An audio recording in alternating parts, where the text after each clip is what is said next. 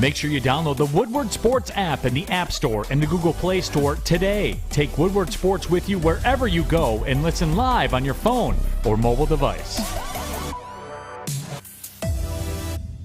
Good morning, everyone, and welcome to the Morning Woodward Show here on the Woodward Sports Network, also featured on The Roar on 99.1, 93.5, and 94.7 HD2. Good morning, everybody. Happy Thursday. Friday Eve. Friday Eve, Thursday. I did so that now for you. I'm familiar with this, and you guys just stopped doing it, huh? You guys- hated it. I do hate it. So but I I'm didn't trying say to, it. be a part of the team here. But you're not. All right. Well, thank you. Good morning, everybody. Hope you're all doing great. I know Fish is doing incredible. You know what, Fish? Uh-oh.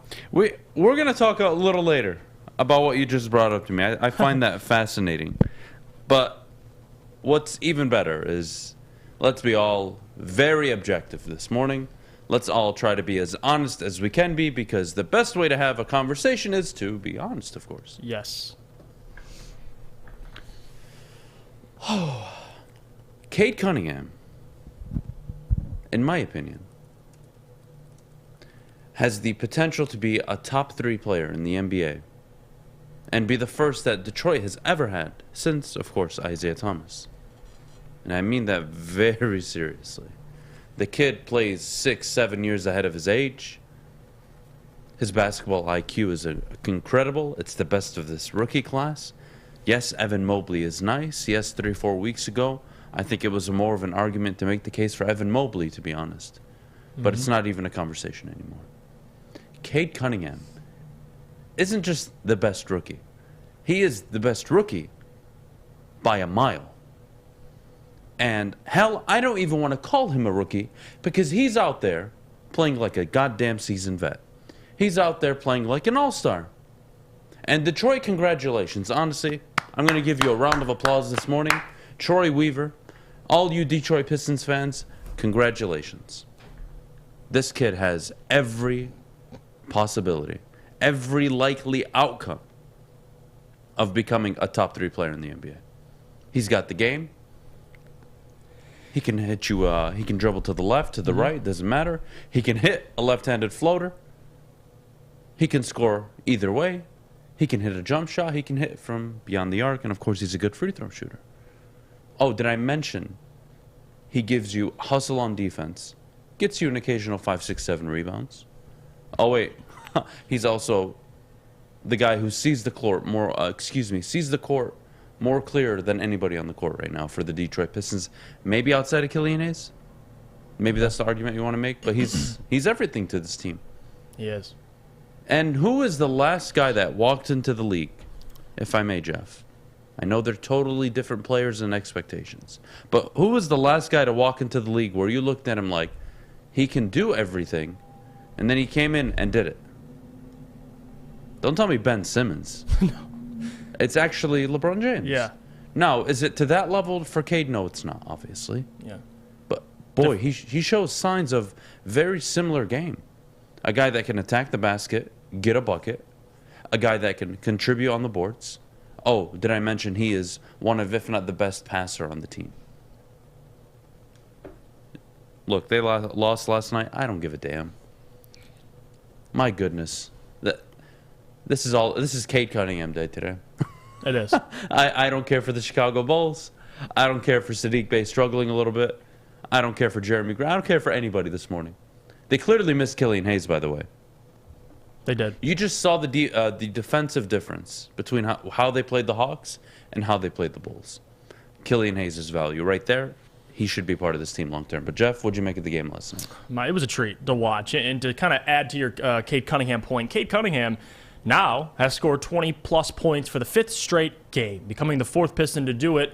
Those names mentioned, Dave Bing, Grant Hill, I think if you look at the entire 2021 rookie class, Cade has multiple, 20-point-plus games. No other player in this class has 2 consecutively, more than. So talk about offensively, he's that dude. But defensively, he's also that dude. So that's why I like to just say Cade is a basketball player. He can do everything well. He can hit free throws and a lot of things. There's got to be something wrong with everybody. Every player has faults. With Cade, I mean, he had 6 turnovers last night. Okay, get your turnovers down. If he gets his turnovers down and he learns how to take care of the basketball, what is his faults? I really don't know. The guy is the most all-around rookie we've had in Detroit. I mean, my God, Isaiah Thomas is a good one, but you had Grant Hill. I guess he's a great two-way player. You didn't have him for a while, but Cade, I think his ceiling is going to be exciting to see. And last night, you got to see the reason why I've been saying and pounding this damn table, Cade Cunningham is Rookie of the Year, because it's clear as day how much better he is than the rest of this rookie class. And I don't want to hear any of that, well, Evan Mobley, and I get that. But Evan Mobley, it's not his fault. Cade is guarding pretty much all 5 positions at this point. I mean, the guy's out there being the focus on defense, and you saw it last night. Those 6 turnovers weren't by mistake. I mean, the guy's getting constantly targeted on both sides. I mean, defenses know Cade Cunningham is who we need to stop. They understand that. So Evan Mobley, no, Darius Garland, I'm stopping him. I'm stopping other guys before I get to Evan Mobley. Same with Scotty Barnes. I'm looking at Fred VanVleet. I'm looking at Gary Trent Jr. I'm looking at Siakam before I get to Scotty Barnes. On the Pistons, it's Cade Cunningham. That's who you're shutting down. And he still is leading all rookies in points. So, and I know points aren't everything, but he's also second in assists. So if you want to talk about other things, we can. Defensively, he's had a great year. So I love what I'm seeing out of this team. And the Bulls last night, they lost 5 straight. It's narrative, right? It works in the NBA as well. They needed that win last night. Pistons haven't won in 3 years against the Bulls. They almost beat them last night. So they competed. I love the comparisons in the chat. So obviously we mentioned LeBron earlier. Luka's the guy that came in, top 3 overall pick, right? Mm-hmm. Came in with expectations and delivered. And it's really only been Luka and LeBron in that timeline that have come in with a certain amount of expectations. They carry the team. Not only are they the most proficient scorer, they're the best passers on their team. They're the guys that draw the most attention. Yes. The guys that get double and triple teamed. Detroit, honestly, I mean this. Congratulations. You have a star in the making. Cade Cunningham, the game he's developing, and the game he will develop into, is a game. How often do you see it? Every 7-10 years? A prospect maybe comes out with that capability. That doesn't even mean necessarily they'll meet that potential. I can't believe what I'm seeing out of Cade Cunningham, and my can't believe it phase is because he's a Detroit Piston. The last time the Detroit Pistons had arguably the best or one of the best players in the league was Isaiah Thomas. Now we had the Grant Hill phase, but that never lived up to what it should have been, right? And then after that you had the going to work Pistons, and none of them were top 10, let alone top 15 players in the NBA.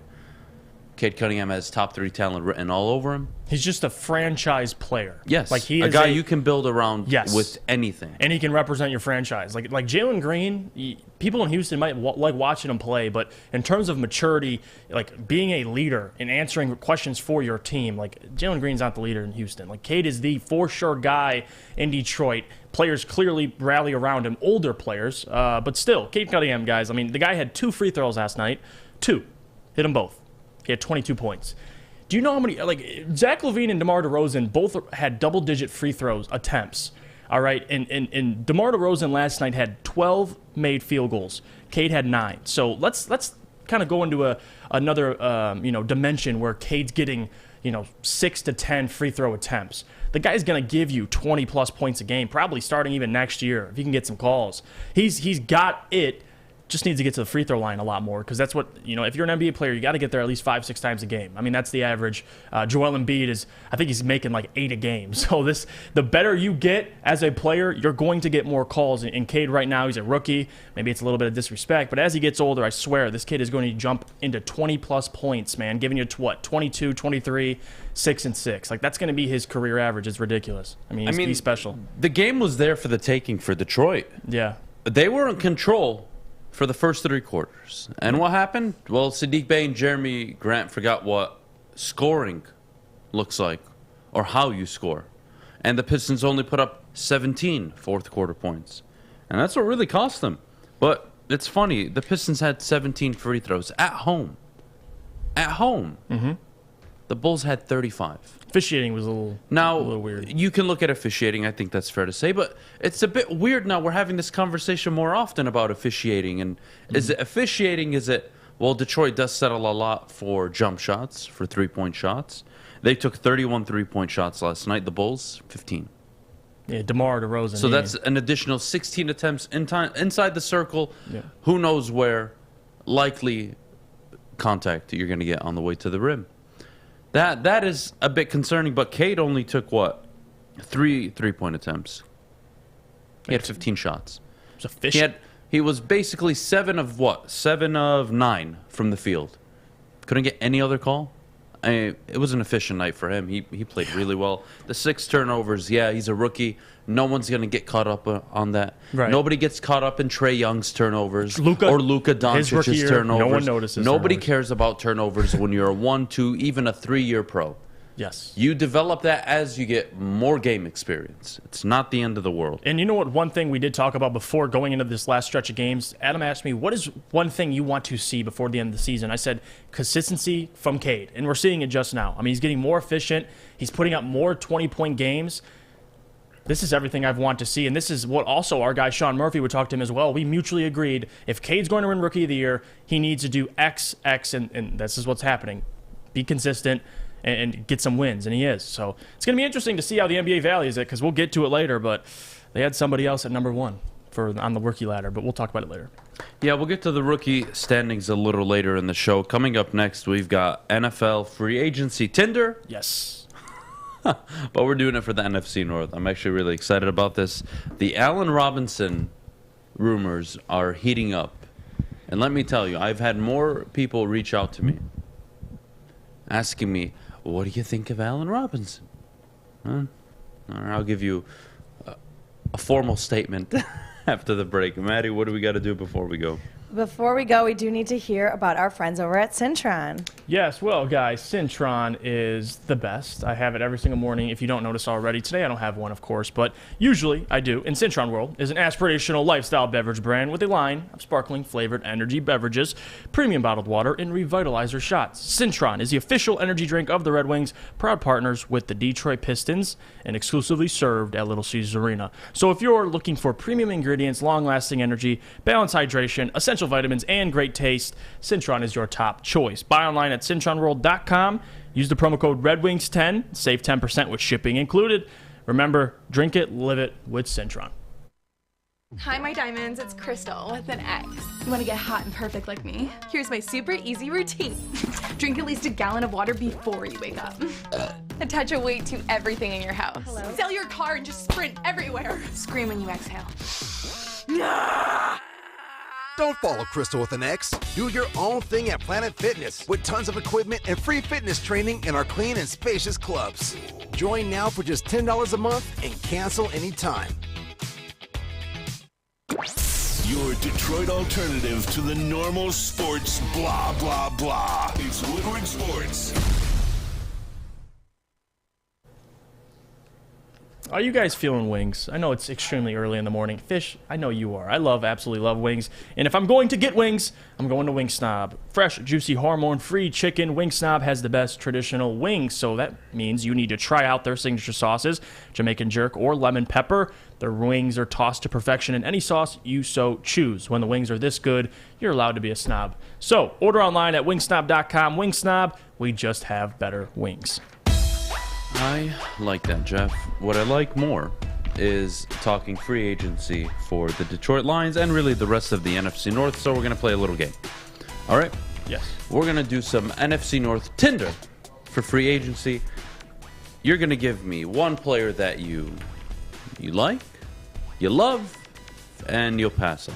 Mm-hmm. So, of course, let's start with the Detroit Lions. Jeff, give me a player you like if the Lions were to pursue or sign him. I honestly, my neutral would be Allen Robinson. Because okay, not the love. Not the love. And I don't hate the signing. Obviously, Allen Robinson is a great player. The problem I have is the amount they're spending. So that's kind of why I have him in neutral. If you can get Allen Robinson for I'm not saying a cheap deal. He's clearly not going to sign that. But a more friendly deal where you can maybe get out under him in a couple years. I'd be fine with it. So I'm going to move him to neutral. I don't love it because I've been on record saying the Lions should not spend money this offseason. But again, I love Allen Robinson a little bit. So I'll go neutral for Allen Robinson. My in free agency is going to be nobody. I actually don't have a single... Wait, hear me out. I actually don't like a single player where I'm like neutral on, where if they got him, I would be, okay, yeah, like I don't mind. There may be a few position players that you want for depth, but I mean, there's nothing really out there for Detroit right now. No, you're right. And on top of that, I'll move to the love. Well, Allen Robinson seems to me like a player that wants to be here, a player that I think can contribute to the Detroit Lions given the system that they're going to run. My only concern is going to be, what are you going to have to pay? And if it is a 4-year, $60 million deal, well, that's not the end of the world. $15 million a year, not the end of the world. You still need to restructure Jared Goff. You still need to cut Trey Flowers. And I think it offers more flexibility, actually, for the Detroit Lions in the NFL draft. See, now you bring in an Allen Robinson, you're getting a 29-year-old wide receiver when the season starts. You're right. You're going to have a veteran guy along with an Amon-Ra St. Brown. And you could take the chance and say, Cephas, this is your year to prove it. If not, we really got to go get a wide receiver now. But Allen Robinson, Amon-Ra St. Brown, those are two threats, along with T.J. Hawkinson, along with one of the better run games and offensive lines. Well, Detroit, you're onto something. So I actually love the Allen Robinson move because the flexibility it gives them in the draft. Now, picks 2, 32, and 34, and even 66 can all be on the defensive side of the ball, and I don't think anybody would be complaining. I think it really puts the Detroit Lions in an interesting position. Hell, I could argue, Jeff, that 2, 32, and 34, which are the Lions' picks in the upcoming draft, all defense. And then at 66, if there's a receiver on the board you like, be my guest. But you're not... That receiver doesn't come in under pressure. That's something we also have to remember, guys. When you draft a wide receiver in the first round or even the second this year, and you don't go out and get an Allen Robinson, let's say, well, that receiver is expected to act as a number one. Right. Whether it's a David Bell, a Christian Watson, a Treylon Burks, depends who you like. They come in with expectations, but you bring in an Allen Robinson, the expectations are all on him, right? You're paying him. Teams are going to have to worry about him, Hawkinson, and then St. Brown. And, one of the better offensive lines in the NFL. And a run game that can produce at any time. And who knows, maybe, just maybe, DeAndre Swift is able to give more of a consistent season to the Detroit Lions and doesn't get hurt. I love the Allen Robinson move. I don't like it. I was neutral like you yesterday. Truly was. Went home, and I really played it out as best as I could. What does he offer to this football team? He offers zero uncertainty at the wide receiver position, and he offers flexibility in the draft. So he's going to be my love for free agency for the Detroit Lions. Jeff? I love it, actually. I mean, listen, I don't really have, for love, I kind of had similar feelings. I put nobody. I really don't love any player. I love Allen Robinson as a player, but for just contract purposes for the Lions, I really don't love any free agent. Marcus Williams, another guy that I like, but again, financial side of things, I don't love it. So love, I don't really have anybody at all, to your point. But Allen Robinson, I felt like that's somebody out of anybody that, like you mentioned, he wants to be here. He was from Detroit, and that's something that a lot of fans obviously enjoy. They love guys that are from the D. They coming back and playing, especially for a guy that you can get for $15 million a year. You get him on a 3-year deal, whatever it is. He's 29 years old, or he will be. So 2 weeks ago, I was with you, Jeff. I was a big hell no to it. And again, you know what? I think it's fair to say, if you don't get Allen Robinson, you'll be okay. It's not the end of the world for the Detroit Lions.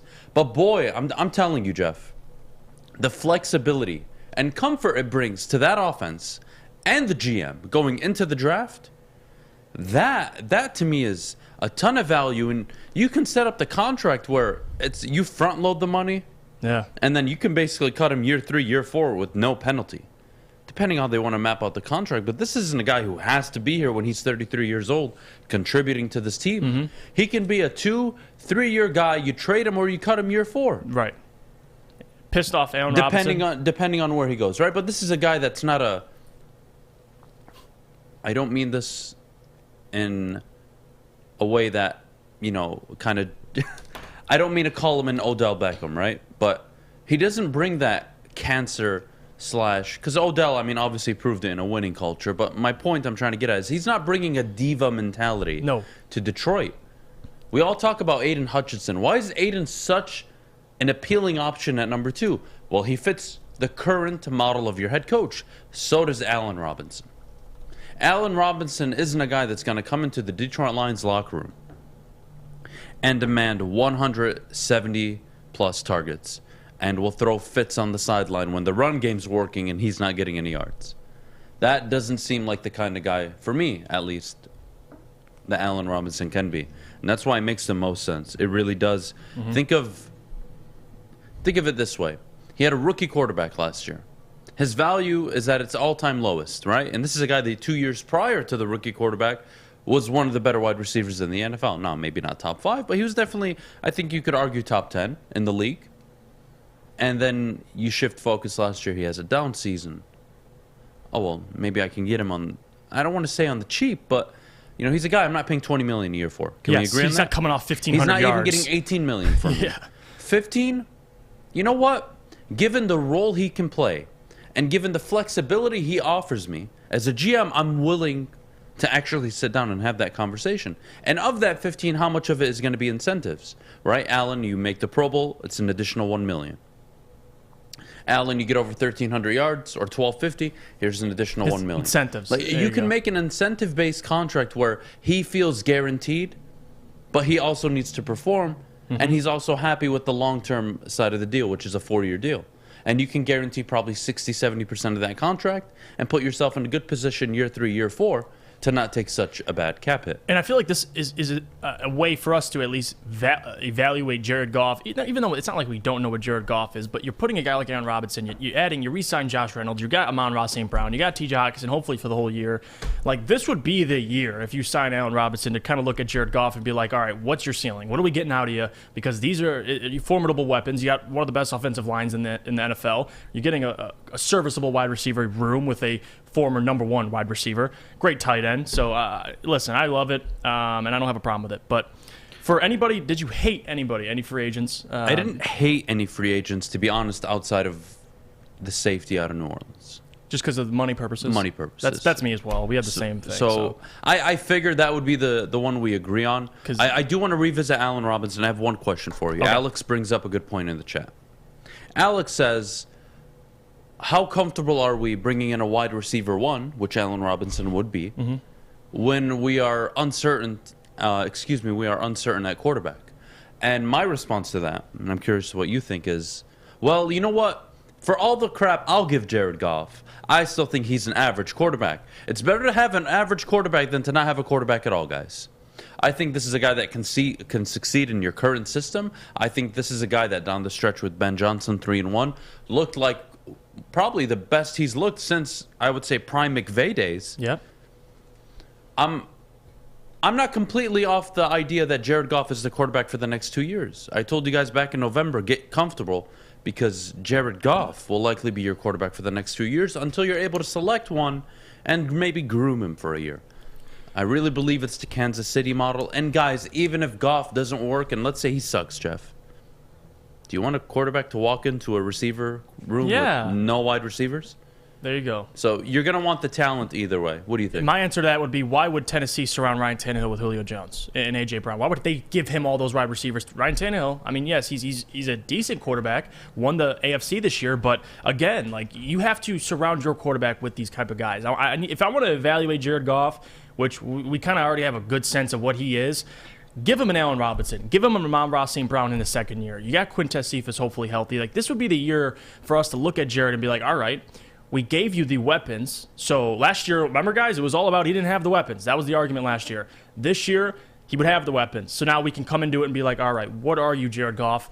If he's all right, you have a quarterback for the next couple of years. If he's god-awful, you made your decision. So I'm good with it, man. I don't have a problem with it at all.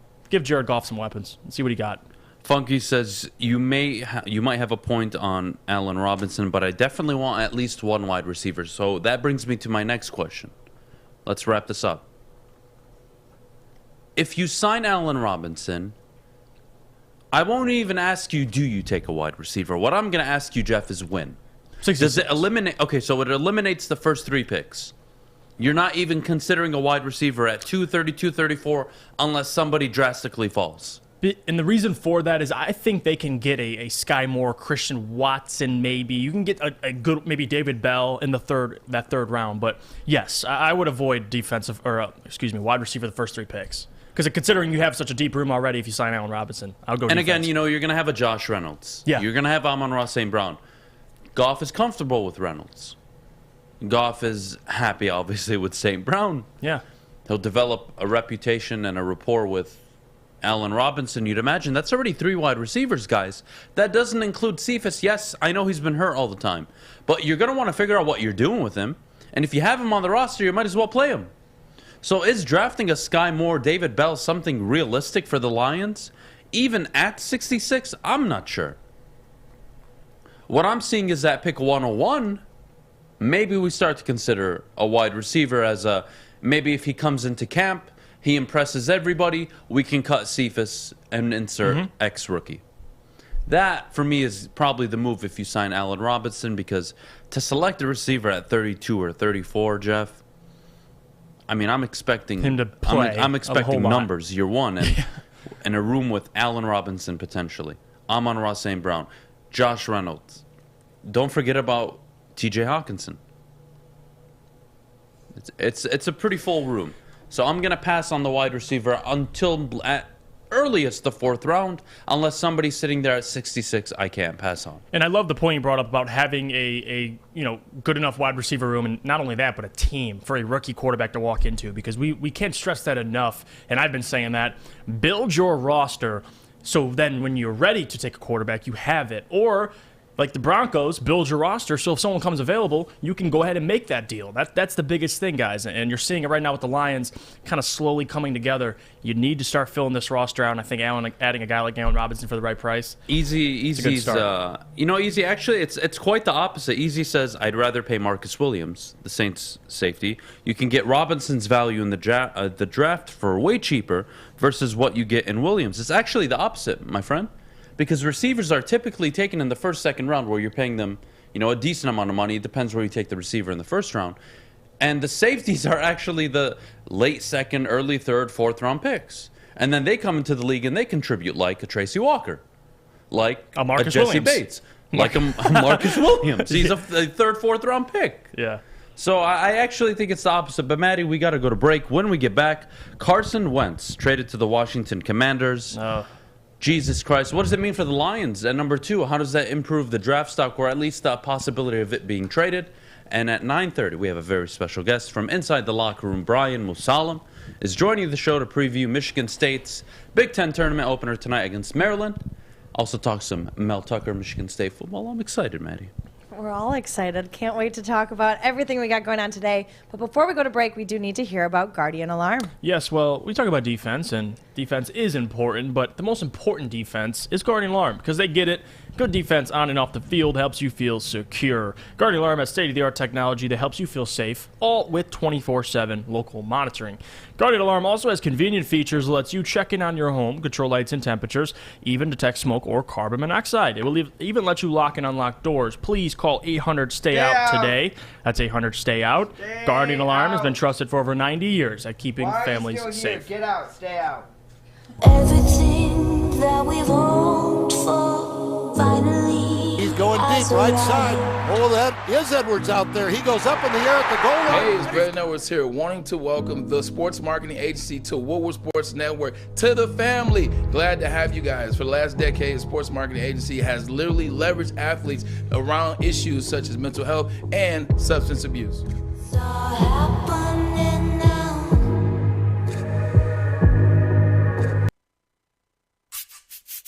You don't have to go to the beach, man. You don't have to get your butt crack full of sand. You just need a little chili peppers, man, to get that glowing beach chili peppers tan. Woo! With 26 locations in the Metro Detroit area and more coming, Chili Peppers Tanning is where you'll find the cleanest salons in the D. Join the Pepper Club for the best deals on unlimited tanning. Head to chilipepperstanning.com. You just need a little chili peppers, man. The only sports network in Detroit that starts with a W. You know, because we win. Woodward Sports, Detroit's winning sports network. Good morning, everyone. Thanks for joining us on the Morning Woodward Show here on the Woodward Sports Network. Easy, I love you, baby. You know I love you, man. Come on, bro. What are you talking about, man? You're not getting Marcus Williams production in a rookie year. Excuse me? Excuse me? You take Brisker in the at 32 overall, let's say, or 34. You're telling me he can't be Antoine Winfield Jr.? Bro, Tyreek Hill rookie year, 593 yards. Kenny Golladay, 477 yards. My balls could put up that production in the NFL. You kidding me? Come on, guys. Come on. I love you, Easy. You know better. And I love Marcus Williams. My question is just, what's Marcus Williams' production? Well, what? Rookie year, Minka Fitzpatrick walked into the league as a top 10 pick, as a safety. Production. Marcus Winfield Jr., Pro Bowler, rookie year, was a big reason why Tyreek Hill was shut down in the Super Bowl. Even though the defensive front obviously killed Patrick Mahomes. Marcus Williams, his rookie year, had 4 picks and 7 pass deflections. So I get it. He had a productive rookie year. But I don't even want to have the argument about who he is as a player, because I actually agree. He's a great player. My only problem is you're paying a safety. You'd probably pay Marcus Williams about $16, $17 million a year. 16, yeah, okay, but we're talking, you're not getting Marcus Williams' production. Tyreek Hill, don't use Tyreek Hill and Kenny Golladay as examples. They didn't get the production right away. 477 yards for Golladay. Well, a third-round pick can put up that kind of production. Yes. 600 yards for Tyreek Hill, basically. Rookie can put up that number. That's not unattainable. Now, if you told me Jamar Chase, well, I mean, we're not picking a wide receiver number 2, number 4, number 5 overall. There's a big difference. You're taking likely a safety at 32 or 34. You're likely taking a receiver at 66, 101. Come on, guys. What are we doing here? It's all good. Carson Wentz traded to the Washington Commanders. Wow. My question this morning, and I would love for everybody in the chat to answer this. And by the way, everybody in the chat, 9:15, stick around, because we got a nice surprise. We are reviewing all of your fan mock drafts that were sent in via email, Twitter, social media. It doesn't matter where you sent them. We're going to be going over a ton of fan mock drafts. And let me tell you, some people really like just, you know, they love to do exactly what you tell them not to do. It's actually kind of funny. So we'll get to that a little later. But my question to Maddie, Jeff, and even Fish this morning is, what does this mean for the quarterback market? Seriously. What is Carson Wentz going for basically nothing from Indianapolis to Washington? What does that mean now? Is Indianapolis the front runner for Jimmy Garoppolo? Is Indianapolis now in the market to possibly trade up even though they don't have a first-round pick? Mitch Trubisky?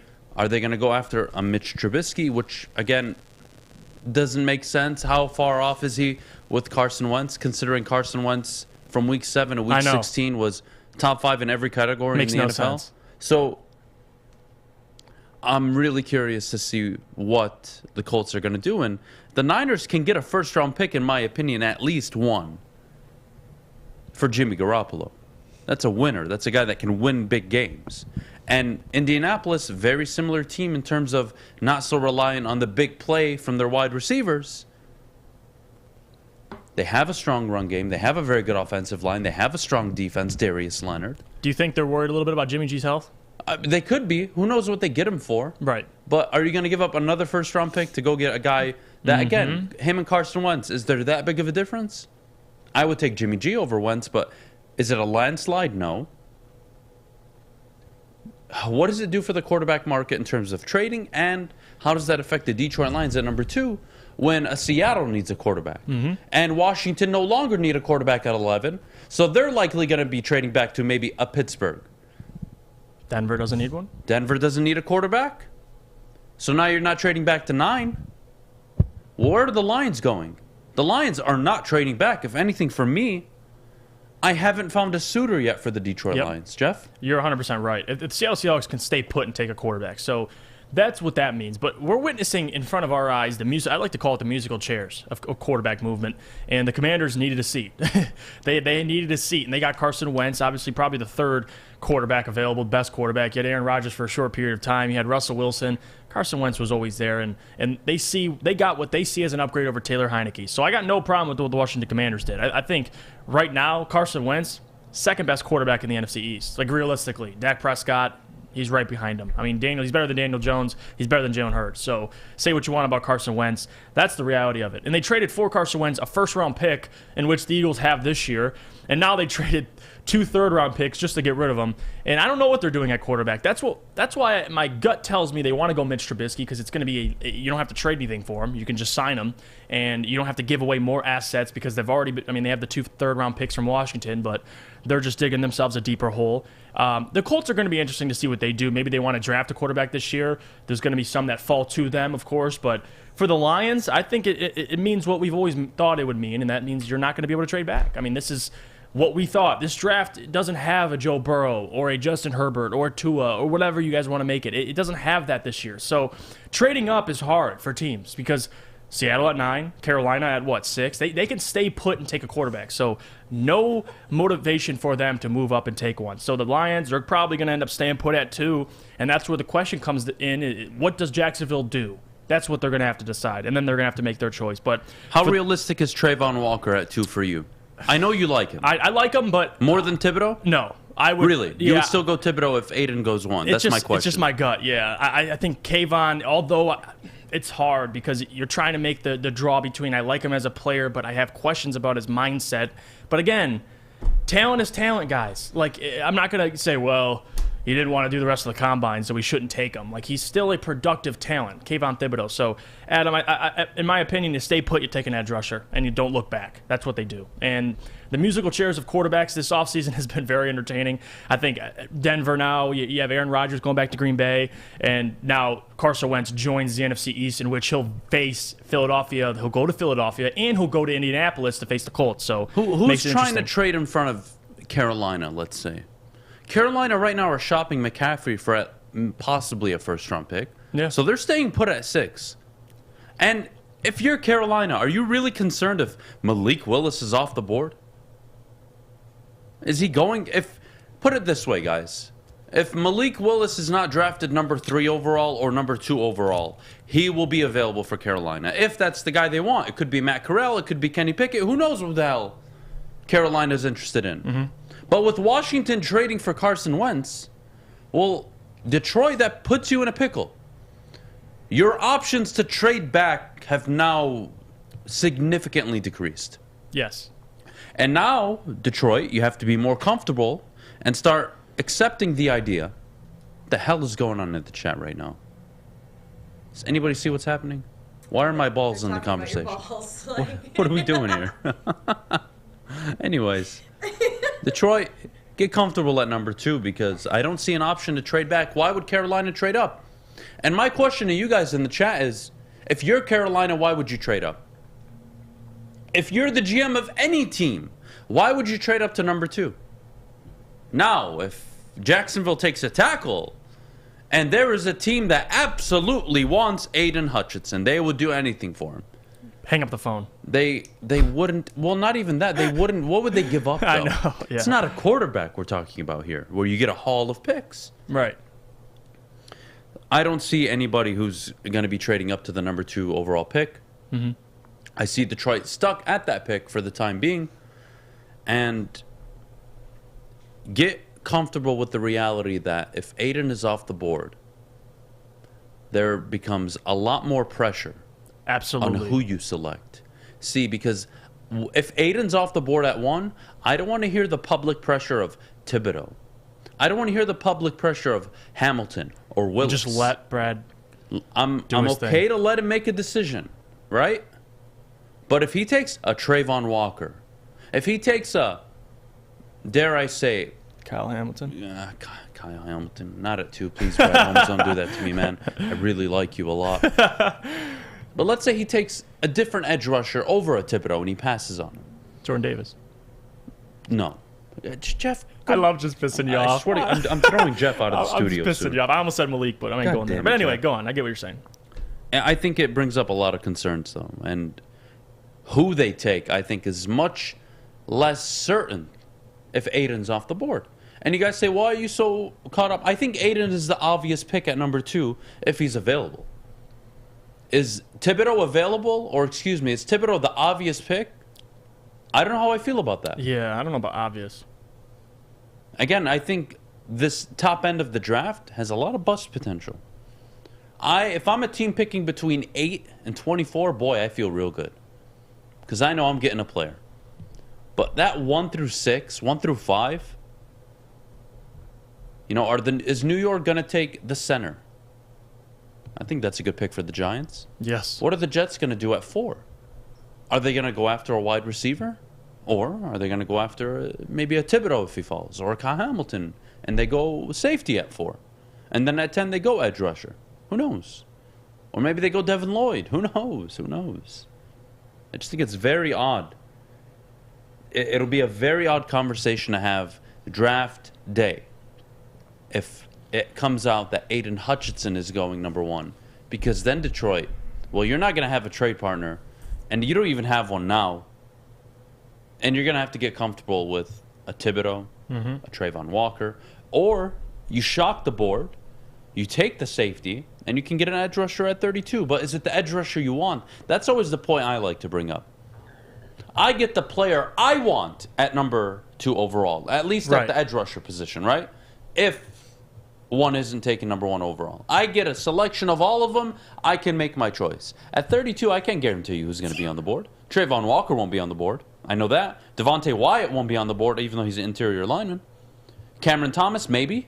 Probably could be on the board. Who knows? Who's going to be on the board? Boya Mafe? Okay.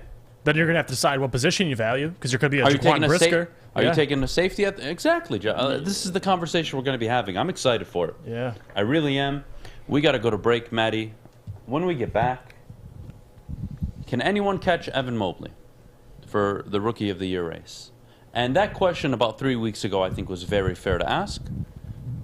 But me and Jeff are probably going to lay into it a little bit next segment. No way. What? I mean, never. You know, I'm very calm this morning. Yeah, we'll go with that. I'm excited to hear Jeff talk about it because I always love Jeff's passion behind this. But we will talk about that when we get back. First, we need to hear about Gypsy Vodka. All right, guys, Gypsy Vodka, the smoothest and best tasting vodka on the market. Michigan's vodka, gluten-free. Check them out. They're locally owned and operated in Petoskey, Michigan. Check out Gypsy Vodka. Try a bottle today. Ask for it by the name of Gypsy. And ladies and gentlemen, as always, please do drink responsibly. Think you're a big shot? Oh, excuse me, it goes down! Think you can make the big shot? Washington fires and hits! Woodward Sports wants to send you to the finals for college basketball April 2nd through the 4th in New Orleans. That's right, you and a friend in the Big Easy. We'll take care of the airfare, hotel, and tickets to see the finals for college basketball. Listen Monday through Friday to the Morning Woodward Show. Big D Energy. And the bottom line for your chance to qualify. If you can make the big shots, you and a friend are getting out of the cold and to New Orleans. Got it! Keep listening and watching for your next chance to win. Powered by Planet Fitness, Syntron, and the Sports Marketing Agency. And it's over! Anything can happen in March! Hi, I'm Cade, Cunningham. I'm proud to partner with Hall Financial, the mortgage company known for 5-star service. Don't just take my word for it. Check out their 5,000 5-star reviews for yourself. Go to callhallfirst.com and get started with your 5-star experience today. Woodward Sports. This part of the show today? Watch again on YouTube or download the podcast anywhere you listen to podcasts. Welcome back. Thanks for joining us on the Morning Woodward Show here on the Woodward Sports Network. We got to talk Rookie of the Year, guys. Cade dropped another 22 points yesterday, but is that going to be enough to catch Mobley? I think the question's got to be, is Mobley even we got capable? Shades on. My boy over here. I'm blocking out is Mobley even? Mobley's not even the front runner anymore. Come on, Cade's last 8-10 games have been elite. Mobley's been sitting there just getting carried by a bunch of star point guards. Literally. Get the hell out of here. Jeff, I'm going to let you take this. Put your shades back on. What are you doing? Shades back on. You look sexy. I got to block the haters. All right, so let me talk about this for a second. Do Detroit Pistons games not broadcast outside of Michigan? I just need to get that clear. So nobody on earth or nobody in the United States is watching number 2 go to work. That's all I want to know. Because if you're able to watch this man play, you'll understand that not only is he the best rookie in this entire class, but he's been the most productive rookie. And listen, I like to measure that, rookie of the year. How productive are you on the team, and how much attention are you getting? Because LaMelo Ball won rookie of the year last year. Everyone knows this. And LaMelo Ball won it because he put up pretty impressive numbers. Actually, similar numbers to what Cade's doing. And I get it. The Hornets had a slightly better record, but the point still stands. LaMelo Ball last year on the Hornets was getting most of the attention defensively and still put up the numbers he's putting up. He didn't have, Evan Mobley has a Darius Garland. He had a Colin Sexton before he went down. He has, Jared Allen got injured, but he had a Jared Allen. He had an Isaac Okoro. So, guys, all I'm trying to say is the help around you matters in the NBA. It absolutely does. If I'm on a basketball court and I'm playing with Steph Curry, Klay Thompson, Kevin Durant, and Shaquille O'Neal, get me out there, I might get a couple open shots because everyone else is getting so much attention. If it's me in the morning show and we're in the NBA playing, it's different. And that's kind of what Cade's going through right now. Is he has Jeremy Grant, of course, but Cade is the sole focus every single night defensively, and he's putting up these numbers. So NBA, I get it. National media, you want to put Evan Mobley in front of him. I'm not even here to dispute it because I get it. You guys are so incredibly biased in pushing this narrative because you see it. NBA players are tweeting about it. Kendrick Perkins, everyone's acknowledging Cade is the best rookie. And I'm not going to sit here and crap on Evan Mobley or Scotty. Barnes is going to be a very good player. Evan Mobley is going to be a very good player. But if you can't see that Cade is miles above these guys already, you're on an island by yourself. And that's kind of how the reality of it is. He has lost one time to Evan Mobley and Scotty Barnes this year. He's the most clutch. He has the most points down the stretch. Not only that, he has the most 25-point games. So I don't know what you want from you guys. Honestly, it's getting ridiculous at this point. Cade is going to have, I don't want to get too ahead of myself, but he's going to be the best player when it's all said and done. We can look back at this conversation 5-6 years from now, and you're going to look back and be like, wow, I'm an idiot for thinking ever that Evan Mobley was better than Cade Cunningham during the Rookie of the Year race. It's absolutely ridiculous. And if winning wasn't enough, They were 6 out of 8 games. They just lost one last game, but you guys keep telling me winning matters. And then he's winning, and Evan Mobley still won on the list. So clearly you guys don't give a rat's ass about winning. So if it's not about winning and it's about individual production, put Cade number 1 on your Rookie of the Year race. Dropping the mic. All right, I'm done with this. It's ridiculous. If you want to stop the award right now, it goes right into Cade Cunningham's on his dresser in his room. All right? But Evan Mobley's probably going to win, but am I surprised? This is kind of how it goes. I'm not even concerned at this point who wins Rookie of the Year. All I'm happy about as a Pistons fan is we got the best rookie in the class. Could you bring up the point you made a few days ago about LaMelo Ball? Yes. And Cade Cunningham, and put that into perspective, because people need to understand Evan Mobley, the offense doesn't run through him, right? Mm-hmm. He's not responsible for everything that goes on. Cade is. Cade has more responsibility. Cade has more pressure night in and night out to deliver. Absolutely. Walk me through, at the time, LaMelo Ball's statistics through X amount of games and Cade Cunningham, and why you feel the narrative is so different. And LaMelo was injured for a majority of the year last year too.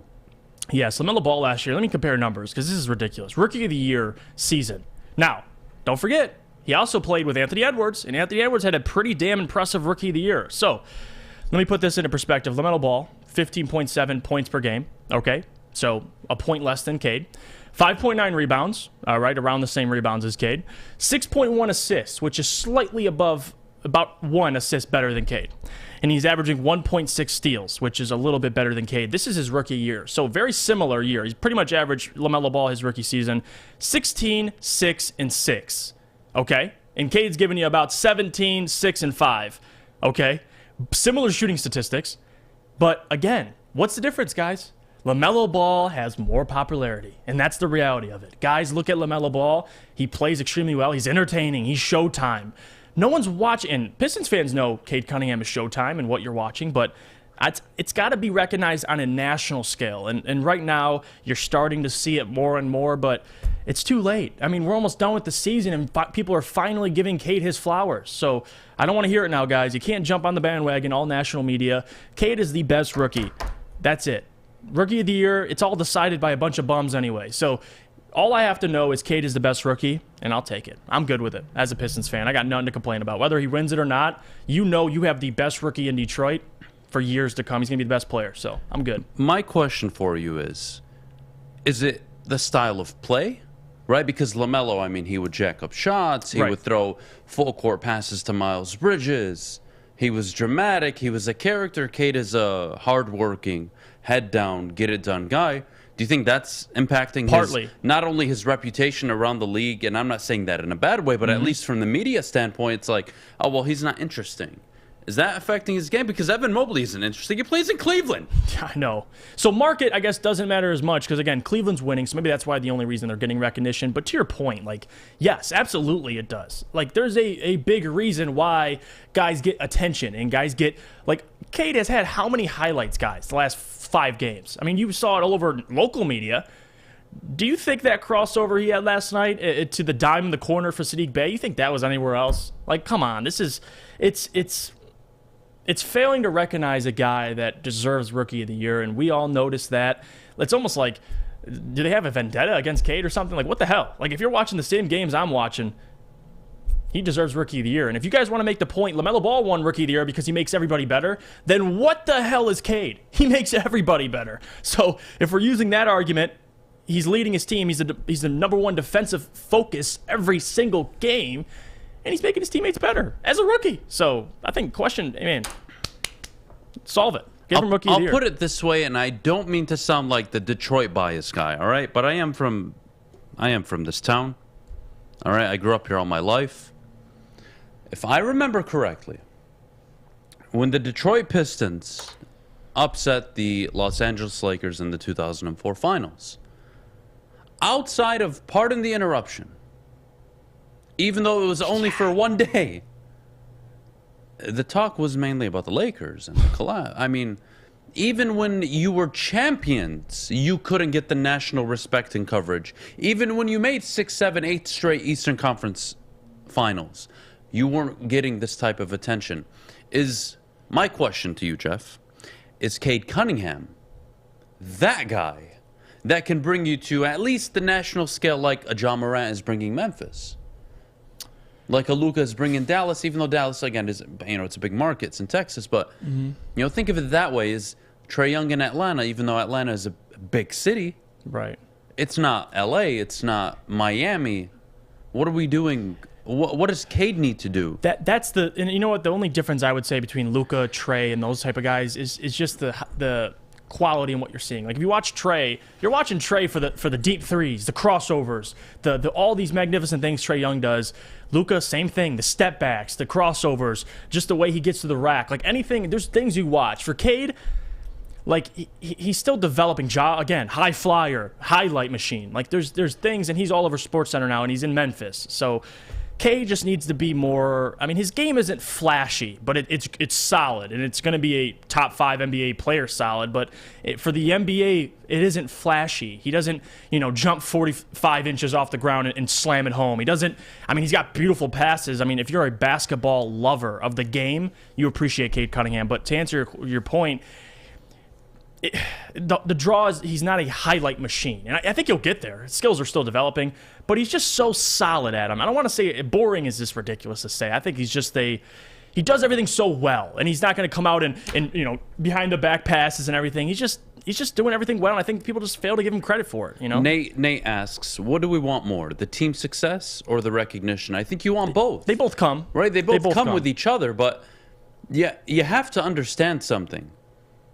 When you're seeing something, and it's pretty obvious, right, that this one specific player in this one given year is the most outstanding rookie, right, is the most complete rookie, is the rookie with the most understanding of the game of basketball, and we're sitting here talking about a rookie center averaging, 12 and 8 a game, 14 and 8, who is on a winning team with a very solid backcourt. That I think is the problem. Is it's not even close. And recognition should come with success, correct? But that doesn't necessarily mean it does. That doesn't mean it does. I just pointed out back in 2004 when the Pistons were NBA champions. That didn't last a week on ESPN. It was all about the Lakers, Shaq and Kobe. And I get it, Shaq and Kobe. Pistons were, a complete team. I thought they were a more complete team than that Lakers team was. And it clearly showed in the finals. Mm-hmm. But success doesn't come with recognition. Who brings up the 2004 Pistons nowadays when we talk about most complete teams? It rarely ever happens. In Detroit only, yeah. The last team where you didn't look at them with a clear guard, 1, 2, or 3 superstar that won a chip was Dallas. And that was with Dirk, who's a top 3 power forward of all time. Yeah. And he's just not a guard or a forward, or a small forward, I should say, or just basically a 1, 2, or 3, where you pay attention night in and night out. But he is the last guy, and they're the last team, really, to win when they weren't expected to. And the NBA now is all about the preseason favorite. Mm-hmm. They likely win it every year. You have a super team. Are the Pistons going to be a super team with Cade in the future? What's Sadiq Bey's ceiling, right? What's Killian Hayes? Is he a Drew Holiday? Great, fine. I don't know what this team looks like when they win. That's so far away.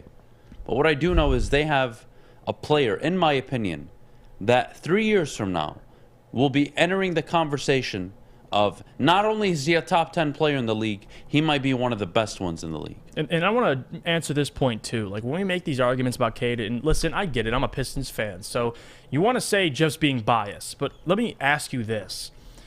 Give me a reason why Cade isn't Rookie of the Year besides team record. You can't. Have at it, guys. Like, I'm serious. You can give me any reason besides team record. I'm willing to listen.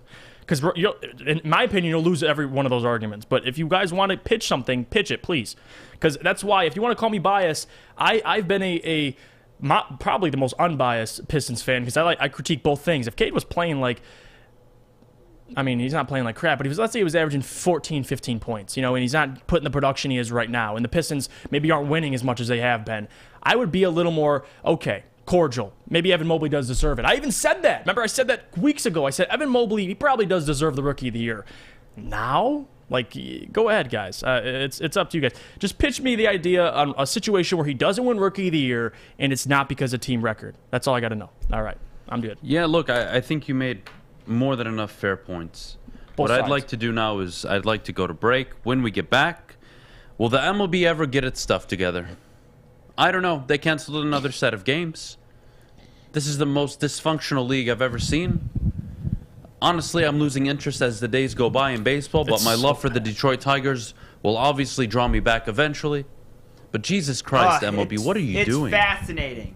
I hate them. I hate what they're doing, Fish. But something I love doing, and that I will be doing today because it is the Big Ten tournament for college basketball, is I'll be betting on my bookie. Sign up today, guys. Using code Woodward, they'll match your first deposit $1 for $1. That's my bookie bet from anywhere, anytime using my bookie. And again, $1 for $1 match when you deposit using code Woodward. You put in $100, they'll match you with $100. You put in $200-300, they'll match you with $200-300. Check out my bookie today, guys. Make sure you use the code Woodward. And of course, if you do have a gambling problem or know someone that has a gambling problem hotline, please call the gambling problem hotline at 1-800-270-7117. Hi, my diamonds. It's Crystal with an X. You want to get hot and perfect like me? Here's my super easy routine. Drink at least a gallon of water before you wake up. Attach a weight to everything in your house. Hello? Sell your car and just sprint everywhere. Scream when you exhale. Don't follow Crystal with an X. Do your own thing at Planet Fitness with tons of equipment and free fitness training in our clean and spacious clubs. Join now for just $10 a month and cancel anytime.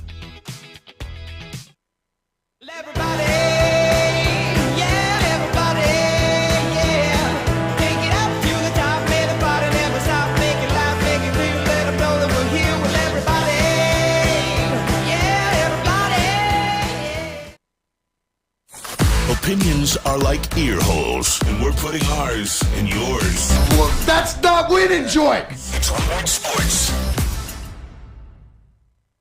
Welcome back. Thanks for joining us on the Morning Woodward Show here on the Woodward Sports Network. Also featured on the Roar on 99.1, 93.5, and 94.7 HD2. The MLB has failed again. They're canceling more games. Guys, are we ever going to have an opening day? I'm worried. We will, but I'm worried. Honestly, they can go after themselves. Go after. That's a perfect way to put it. I'm so tired. Like, right now, it's March 10th. We should be watching spring ball. We should be getting excited about the prospects coming out. We should be talking about the Detroit Tigers as maybe AL Central contenders only behind the White Sox. And here we are talking about a bunch of idiots not being able to come to an agreement. Love it. Love it. Wow. Couldn't have woken up to a better Thursday morning in Detroit here. Unbelievable. Great job, Manfred, you loser. What a horrible, horrible commissioner he's been for baseball. Calling the World Series trophy just a piece of metal, right? After a team was that wasn't very caught smart cheating. of him. Very smart of you, Rob. It wasn't very smart. You're crushing it. You are, you know what? He is the perfect commissioner for the MLB. You know why? Why? Because he's old, he's stupid, he's white, and he doesn't understand his fan base, and he doesn't understand what fans want from the sport, and he doesn't understand the value of the sport. All he knows is he gets a big check from these owners, and that's all he cares about. What a loser of a commissioner. Fish, you had something to say. Will say that the whole drama thing between the drama, you gotta admit, the drama's happening is fascinating. Every single statement, MLBPA and the MLB, the owners, they're taking shots at each other, taking jabs. It's incredible. You hear Jeff Passan now? He hasn't been tweeting over the past 3 days. People are scared about it. I know Jeff Passan the other night was going scared. It was like 12 at night, and he had a Mountain Dew, and he was staying up all night waiting for news. Like he's baseball reporters everywhere, man. They're constantly on edge. You got to be available at any time for this BS. Rob Manfred, there you go, double fingers. I'd rather watch the USFL right now than pay attention to baseball news. That's how frustrated I am with it. They did release their schedule, by the way. Did you guys see I don't care. Oh, cool. All right, good.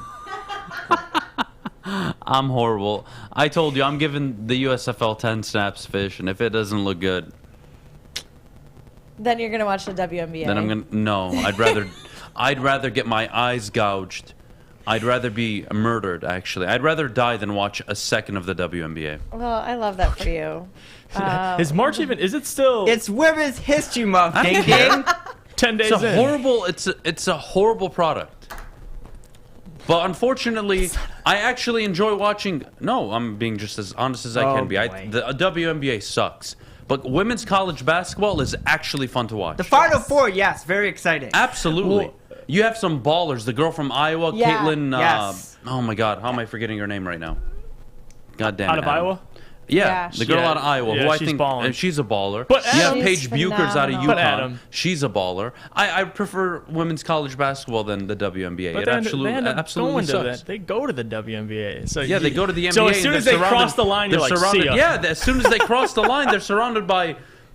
Let me Those not. players in We're going to college. get canceled this morning. Can we not? Anyways. I really like doing the show here at the network. I don't feel like getting You canceled. didn't yell enough this morning, so I was just making sure you're okay. Oh, yeah, That's I'm all. good now. I just I'm had to better. test I'm you just a starting to little feel bit better. and make sure that you're like coming back to life. We have how much time we have? We have 6-7 minutes. I want to change gears because I really hate baseball right now and they're really frustrating me. I want Fish to bring up some news that I think is. Fish is a drama queen. I don't know if people know this. Well, he is a drama queen, but I want Fish to bring They're up not wrong. news that's. They're not wrong. As much as I don't want to admit it. Well, you guys are fast if the MLB drama just throwing jabs at each other. Fish. Well, unbelievable. That's not a jab. That's an uppercut, buddy. Uppercut jab. That's a jab. What unbelievably Oh my saddened God. All of right, the Fish, players. I And the want you- owners get pissed. Fascinating. I want you to do your best. Okay. All right? I want you to do your best to explain what the hell is going on in England with their soccer teams, all right? Because I typically never want to talk about soccer on the show, but I'm going to give it 5-6 minutes because I find the rule that they just did to be one of, if not the most egregious decisions I've ever seen made in sports history. Well, it's not even a soccer rule. It's a UK rule. Explain. I will. Well, I thought you were going to talk about it in more I want detail. you to explain to everybody. So, there's an invasion going on, quote-unquote war, that's happening. And basically anyone that's Russian is getting jabbed, I guess? Killed? Explain it. No, explain Russian? it in how you explained it to me earlier. Well, no, but explain the full ruling. You don't have to like. But there's a backstory to why it's happening. The backstory is anyone that's basically friends with Putin is getting jabbed. So what did they do to the football team? Well, okay, so Chelsea's owner is Russian, Roman Abramovich. So he actually stepped down. He gave his money to his trust funds, and the trustees that own it. So he basically stepped down from owner of the club because of the public pressure that he thought that he would receive. Well, now the UK decided to take action to their own hands and ban him from anything. So he was going to sell the club. Now he can't sell the club. Yeah. He can sell the club if the government takes over. If the government takes over and sells it for him, and he's not allowed to make a single dollar off of that club. He can't make a single dollar off the club. This has to be the most disgusting decision I've ever seen. Look, I understand he has ties to Putin. All right? He's not the one invading Ukraine right now. He's not. That is He's correct. not the one that says, all right, let's go, boys. We're going to Ukraine. You fucking idiots. Man, you know what, UK? This is why we fought for our freedom in this country. You guys are fucking idiots. There he is. England has to be the stupidest country in the goddamn world. You are actually imposing these kind of sanctions on a goddamn football team. So you dumb fucks. So the UK gave them special permission, so Chelsea is still a team. They are playing their game tonight. And just a couple Fans notes. aren't allowed to attend the game unless they're season ticket holders. Yeah, Isn't that fun? Well, of the matches that they've sold tickets for. So I'm assuming they've sold tickets for all their games this year, so they can, but next year they can't. So it's only season ticket holders. They have some signings or some people that are leaving that obviously Guys, they can't re-sign. I really need you to understand something here. You really need to hear me out when I say They wanted this. a new stadium. They can't work on it. I understand. But you guys, I don't care what he's doing with Putin, all right?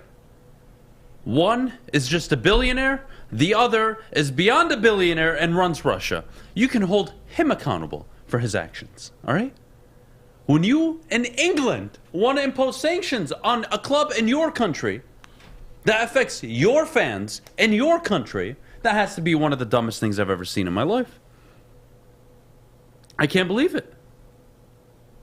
I can't believe it. What kind of pressure are you putting on Abramovich, right? He's a billionaire. Yeah. You think that's going to stop Russia from doing what they're doing in Ukraine? Do you even understand what's happening in that country? Well, he's actually helping them, too. Do you Trying to guys get a peace understand deal. what's actually happening before you tell me about Russia and Ukraine? Honestly. You guys actually understand why there's an ongoing war? And do you actually understand what happened in 2014? And do you understand that this is a total disaster right now because way too many people are dying, especially innocent people? But do you know why it's happening? As if like, oh, we're just going to go to war one day for no reason at all? Come on, guys, don't be naive. And even if you don't agree with it, that's fine. What does that have to do with the soccer team? Boris Johnson, what a loser. The last decent person ever to come out of Great Britain, or England if you want to call it, was Winston Churchill. So they have the rest have been pieces of you-know-what. The last good one, too, was Princess Diana. She was all right. Then they killed her. Way to go. So What a basically joke. the team... What a joke of a country. So God basically damn it. the team can't make any money. So any merchandise has to be third party and can't go to the team. So third party people, they're making a lot of money now. And they can't spend over $500,000 for home games, $20,000 for away games. So basically security, stewarding, food, catering for the Pistons media. fan, look, I get what you're saying, dude, but it's not that cut and dry. If it was that black and white, believe me, nobody would be having this conversation. We have to understand that our government in 2014 helped overthrow the Ukrainian government.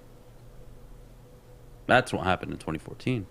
And then since 2014, Ukraine has been fighting with the Donbass region, which is in Ukraine, but is mainly Russian oriented, the Crimea. originated. And they have been shelling that since 2014. No one said a word. Like, again, I disagree with what the hell is going on right now. But for us to sit here and act like we're on some mighty chair, we are really, really doing ourselves a disservice, especially the UK. What the hell are you thinking? A football team? You think putting pressure on a football team that your citizens paid their hard-earned money to go watch and support? Way to go. Way to go. And it's actually, this isn't even the MLS. You guys need to understand how that league works. MLS. And the MLS, you're guaranteed a spot in the MLS when you buy into a team. Yep. In the UK, if let's say they sell the team and new ownership comes in and it's not good, you can get regulated down to a new division where your club's value drops from billions of dollars to maybe tens of millions. Guys, this is a joke. This is a big joke. And you know what? Who are we to talk? We overthrew Libya. We overthrew Iraq. We overthrew Afghanistan. Like, no one in this world is perfect. And what's going on right now is really crappy because there's a lot of people dying, but there's a lot of people dying in other places in the world nobody talks about. So we're gonna sanction a soccer team. That's our solution. I swear, government these days, the people we elect, boy, do the change they make. They get into office, you know what they do, Jeff? We're gonna sanction a soccer team. Let's go, boys! We're making an impact. Boris Johnson, you jackass. So they sanctioned really any Russian person living or big yeah, person but why would you want to isolate UK? Russians, right? Because I guarantee you more than half of them disagree with what's going on right now, especially in the country. Yep. Yeah, and not only that, on top of them disagreeing with it, you isolating them and preventing them from participating in world events is only going to drive home that mindset that, oh, it's us versus everybody. And then maybe they buy into more of that Putin propaganda that you guys say is so bad. So, some of the sports Russians can compete, just not under their flag. It's crazy to me. It's crazy to me. As someone that's watched our country be in a war for the last 22 years, a war that really never felt like we were winning, let alone making any progress in, how many people had to die for that, huh? Our side and the opposing side. And now we're sitting here watching Russia and Ukraine go at it, even though they've been going at it since 2014. But again, we don't acknowledge that. Yeah. Come on.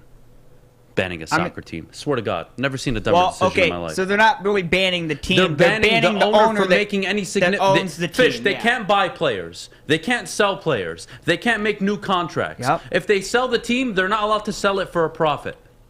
And they can't sell it the unless owner the won't UK make handles anything. the selling. Correct. Isn't that funny? They can still sell it, but they just have to give full rights to the... Even though technically the government still has it. Yeah. That's insane. That's insane to me. It's weird timing, too.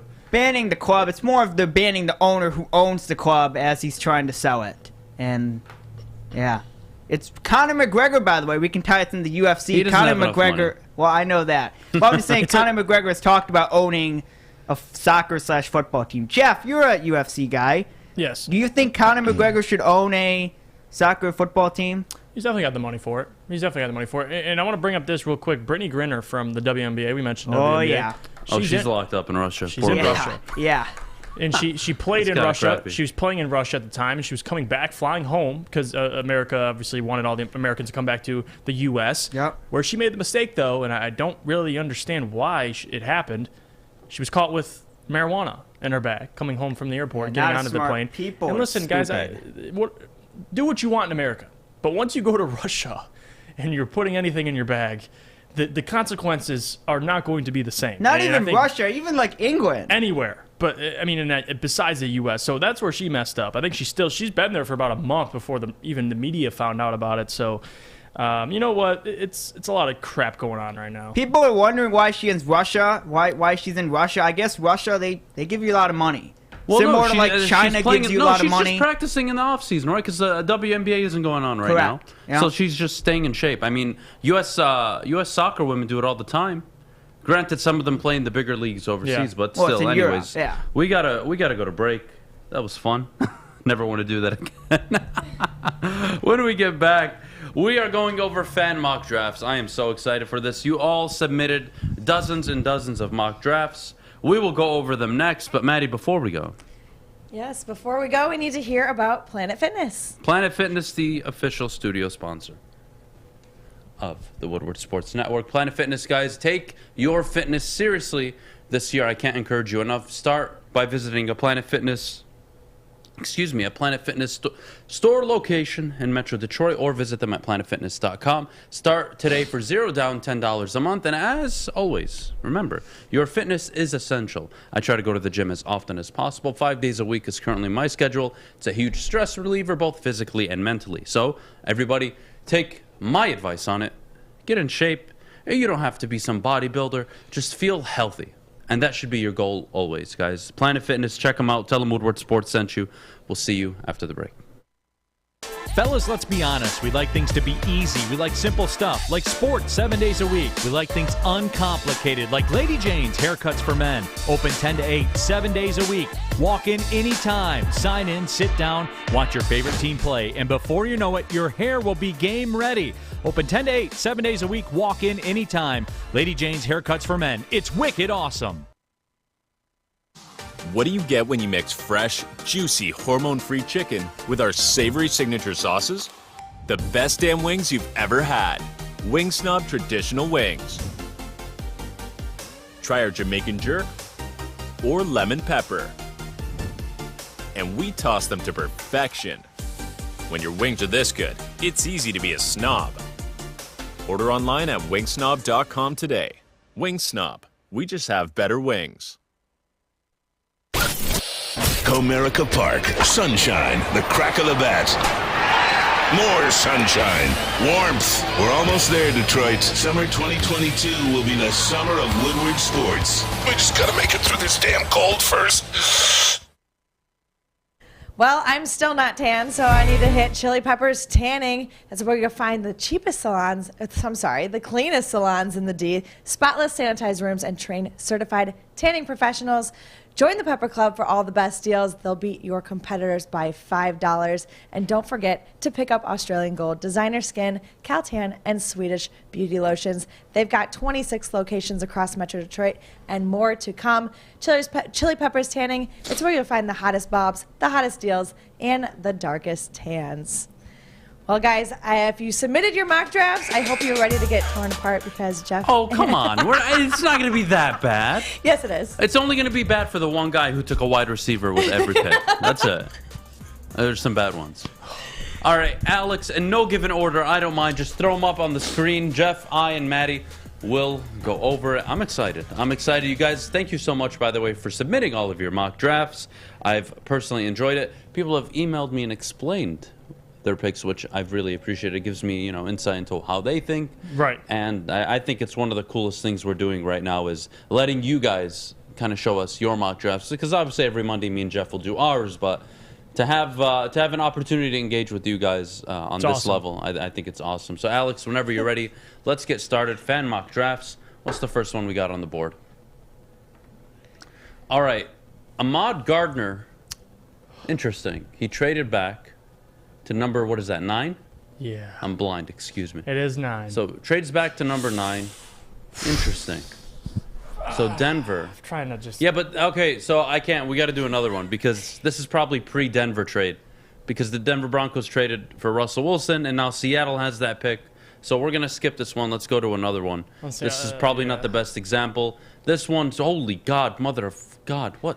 What are the trades? Same thing with Denver. What the hell is that? For 9, we got Drake London. All right. I mean, well, you know what? Let's at least go over the players. Okay. I don't mind it. Drake London at 9 would have been nice. Not going to happen. Jaquan Brisker, I love at 32. Brian Asamoah, the linebacker, you're high on at 34. I think that's a good pick. Sky Moore at 41. Not bad. They got Leo Chenal at 64. Very good pick. 66, you got... Okay. Wow, another edge rusher. All right. 3 edge rushers in this draft. 3 edge, yeah, but I would say 2. The back, him and Pascal, not bad. They're nice. That's a good haul, and then Nick Cross at the end. I think that's a really good draft, but that's not going to happen. So we're going to move on to the next one. What do we got, Alex? All right, here we go. Full board. Here we go. Aiden Hutchinson, number 2 overall. So no trades in this one. I like this. Aiden Hutchinson selected number 2 overall. I like it a lot. Chris Olave. Wow. Chris Olave taken 32nd that would be overall. A pipe dream right there. That would be a hell of a pick. On top of that, guess who goes 34? You still get Jaquan Brisker. That, my friends, is a good decision. At 66, Brian Asamoah falls to you. 97, Sam Williams. Not bad. Not bad. Yeah, I like this. First five. I like where this is going. You get a running back out of South Carolina. Don't mind it at pick 176. I mean, the picks after 176 are fine. I don't think it's anything winner, go big or go home. This is nothing crazy. But I like McKinley in this. The first five picks are solid. I like McKinley at 239. That's great value right there. So I love like it. this. I love it. Let's go on to the next one. What's the next mock draft we have? Devin Lloyd. Okay, you trade back with the Jets to 10. Okay, you traded back to 10. You got Devin Lloyd.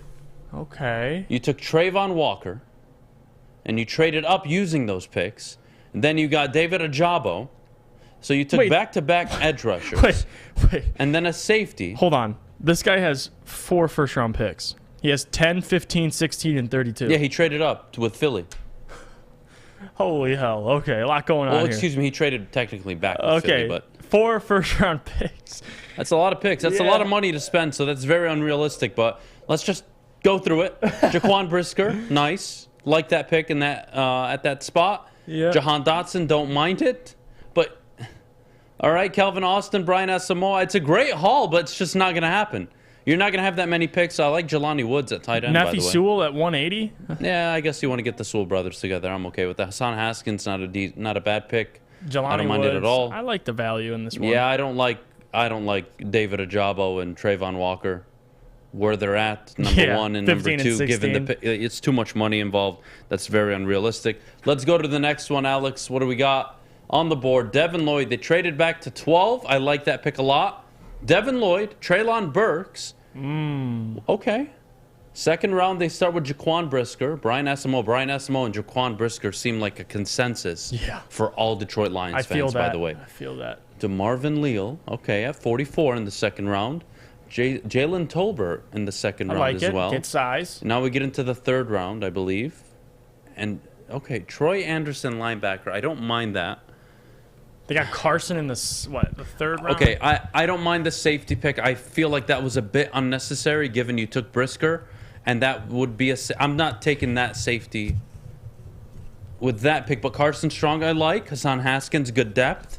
Another issue I think it's a good haul, but he took too many of kind of the same type of players. That's kind of what I have. Like Treylon Burks and Jalen Tolbert, 2 guys, 6'3". I mean, they're big receivers. I wouldn't take 2 wide receivers if I was taking one in the... Yes. What is that, the first round? If I take a receiver in the first round, I'm not taking another one until like round 4 or 5. Yeah. So that would be my problem with that. Type of receiver either. DeMarvin Leal, I don't think is there at that pick, but... I like Carson. Well, third round, I mean... Not bad. I like All this right, draft. let's go to the next one. Alex, if you can. All right. Wow. This is the one I was excited to talk about. So this made no sense at all to me. What the hell? Trayvon Walker at number 2. All right. And he told me Aiden Hutchinson did go number 1. All right. That's fine. Devin freaking Drake Lloyd? London falls to 32. Devin Lloyd falls to 34. I don't know how. He's the best linebacker prospect in the draft. Travis Jones, an interior lineman in the third round. I don't mind it. Sky Moore, what do you think of this so far? I like this first 5 right here. This is great. I mean, credible value. You arguably got the number 1 wide receiver, the number 1 linebacker, one of the best edge rushers, and still a very good wide receiver in Sky Moore at 97. So easily 4 out of the 5 of these guys are immediately starting, if not all of them. So incredible draft. I like the value. That's what it's all about, guys. Finding value, and this guy was able to do it.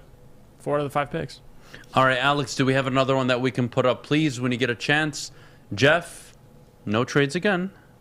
Aiden Hutchinson, Devin Lloyd, Man, what Chris is up with Olave. Devin? What is up with some of these? These are guys I think that go top 16, top 18.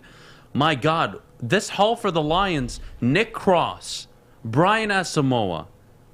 I love this.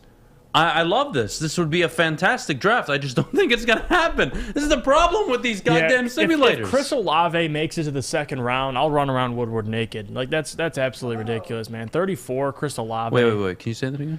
I mean, I'll bet money on it. Chris No, Olave's not money. Your body. What are you doing? What happens? You're running naked. What? If Olave falls at the second round, I'll be butt naked on Woodward. Yeah? Yeah. I'm that confident. I got to make some calls to some NFL GMs and make sure they all pass on Chris Olave. We need this kind of content here at the Woodward Sports Network. I love the value, but I don't know if I could see Chris going in the second round. But love it, guys. Love the draft. All right, I don't mind it. Do we have any more that we can throw up? We got one more. Let's do it. All right. The last one. Jesus Christ. What's up with these trades? Guys, all right. Put the camera on me. We need to make rules. All right, guys, next week, fan mock drafts. I swear to God, if none of you are allowed to trade because you are irresponsible traders. Yeah. You are not getting that amount of picks for that pick. Guys, no trading. All right, next week, none of you are allowed to trade. You are irresponsible, and you make this extremely impossible to go over. This is ridiculous. I don't see how Devin Lloyd is falling in some of these mock drafts. I don't either. I mean, that's a top 10 pick in my opinion. If I'm sitting at 8, 9, or 10, and I need that position, that's a guy I'm going after, depending on who's on the board. Guys, you are not allowed to be... You know what? Here, I got this. PFF mock draft simulator. We're going to do one right now.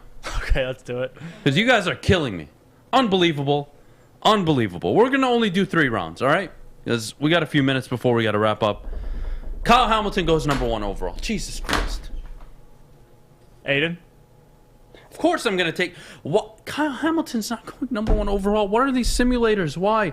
Why, God? Kill me. Kill me. Kill me. Sometimes I do be doing this stupid stuff. Jesus Christ. All right, at number 32, guys, you have your options of Matt Corral, Jalen Petrie out of Baylor, Louis Sign, Jaquan Brisker, Daxton Hill, Jahan Dotson, DeMarvin Leal. I'm taking Louis Sign. Are we okay with that? Yeah. Safety, I Number like it. 34. Gotta be wide receiver. Number 34, Jahan Dotson's on the board, but, you know, let's say we take Allen Robinson. Now what do we do? Probably you go for a Christian Harris maybe at 34? Yeah, you go linebacker. Best linebacker available. I'm gonna go linebacker at 34. So we have Christian Harris. Jesus Christ, my head hurts. Louis Sign and Aiden Hutchinson. I'm feeling really good. Now we get to pick 66. I can take a wide receiver here, fellas. Watson? I can take... I don't think he's available. Chad Muma's on the board, though. Jalen Tolbert, Justin Ross, Mechie. Josh Pascal's on the board. If we want to take another edge rusher, I'm not opposed to that. I like Justin Ross. I like Mechie, too. What do you guys think? Wide receiver or are we value. going on defense? We've gone all defense so far. We haven't taken a wide receiver yet. So let's look at the wide receiver position. Mechie's available. So is Jalen Tolbert out of South Alabama. Your call. Pick a receiver. Or Justin Ross out of Clemson, who I wouldn't take. No, not that high. Give me Mechie. Mechie has 66. Roll with it. Let's get it. All right. No trades. You are not allowed to trade if you're going to get 70,000 picks for 1 pick. It is irresponsible. Pick 101. What are we doing here, Jeff? What are we going? Probably edge. Edge rusher? Yeah, well, who's the best available? D'Angelo Malone. Best edge rusher available right now. Calvin Austin's available. Damn it, we just took a receiver. Yeah, damn it. Yeah, he bucked up. He's small. He's really small. Go edge. How about we go interior lineman? We'll take Farrell out of LSU. Oh, yeah, that's fine with me. Farrell. All right, so just a quick mock, and then we got to go to break in a little bit. But Aiden Hutchinson, Louis Sign, Christian Harris, Mechie, and Farrell, again, dress needs. I don't hate it. I don't hate it at all, but frustrated with you guys. Stop trading 1 pick for 50,000 picks. It doesn't make sense. Imagine the Lions. I warned you. 4 picks in the first round. Well, I'll tell you what. I'm really excited because Brian Mosallam from Inside the Locker Room is joining us next to talk Michigan State basketball, Michigan State football. I couldn't be more excited, but Maddie, what do we got to do before we go to break? Before we go to break, we do need to hear about the Fulling Warehouse. Yes, guys. Well, as you know, Fulling, incredibly fun. We had a company party event, and this is why you guys need to do it with your family or friends, because Fulling Warehouse is the home of the original football bowling pin game called Fulling. Host your carpet party, team building event, or just come in with family and friends. They have 2 ways to play. Either they're $10 unlimited open play. You can stay the whole time they're open, or a private lane reservation for $120 for up to 10 people for 2 hours. They have over 100 different beers. They also have their $2 mystery beer machine, and they also have multiple full bars. So you bring the food, or you can have it delivered in. Come get your full on. Check it out at fullingwarehouse.com. It took exploring 50 different formulas and hosting countless taste tests, but we believe Gypsy Vodka is the smoothest vodka on the market. Don't believe us? Ask the owners. We're Mike and Adam Kazanowski with High Five Spirits Distillery. We're in close to about 1,200 locations throughout Michigan. We wanted to create a brand that was geared more towards freedom, love, adventure, and at the end of the day, we really wanted to tell a story that inspired other people to take risks, follow their dreams, whatever that might be. Think you're a big shot? Oh, excuse me, it goes down! Think you can make the big shot? Washington fires. Hits! Woodward Sports wants to send you to the finals for college basketball April 2nd through the 4th in New Orleans. That's right, you and a friend in the Big Easy. We'll take care of the airfare, hotel, and tickets to see the finals for college basketball. Listen Monday through Friday to the Morning Woodward Show. Big D Energy. And the bottom line for your chance to qualify. If you can make the big shots, you and a friend are getting out of the cold and to New Orleans. Got it! Keep listening and watching for your next chance to win. Powered by Planet Fitness, Centron, and the Sports Marketing Agency. And it's over! Anything can happen in March! Well, guys, as you know, Woodward Sports is sending some lucky person to New Orleans to see the college basketball finals. All you have to do is listen Monday through Friday to the Morning Woodward Show, afternoons with Big D Energy, and drive time with the bottom line to find out what you need to do to qualify to potentially be a winner for this. So make sure you're following Woodward Sports on Twitter, Instagram, and head to woodwardsports.com. Today's Morning Woodward Show qualifier is the first person to put Adam's favorite vodka in the chat. So make sure you head to our chat, put in his favorite vodka, and you may be going to New Orleans for the college basketball finals. All right, guys, well, we now have a special guest joining the show. Adam, I'll let you give him a nice introduction. All right, guys, help me welcome Brian Mosallam from Inside the Locker Room to the Morning Woodward Show. Brian, I hope you're doing great this morning. How are you? I'm fantastic. How are you guys? You look good, man. You look way better than I'd expect somebody at 9:30 in the morning to look like. I am forced to get up and dress every day like this. But, Brian, Michigan State kick off the tournament. I do have to ask you, as a Michigan State absolute manic, expectations for the Big Ten tournament, and then Tom Izzo joined the bottom line yesterday, kind of gave expectations a little bit. What do you think Michigan State needs to do, one, in the Big Ten tournament, and two, what do you see them doing in the the NCAA tournament? Well, I think this team has been consistently inconsistent all year. I mean, they were a top 10 team, had a rough stretch. And look, when they play with energy and they rebound the ball and they get after it, in my opinion, they're a top 10 team.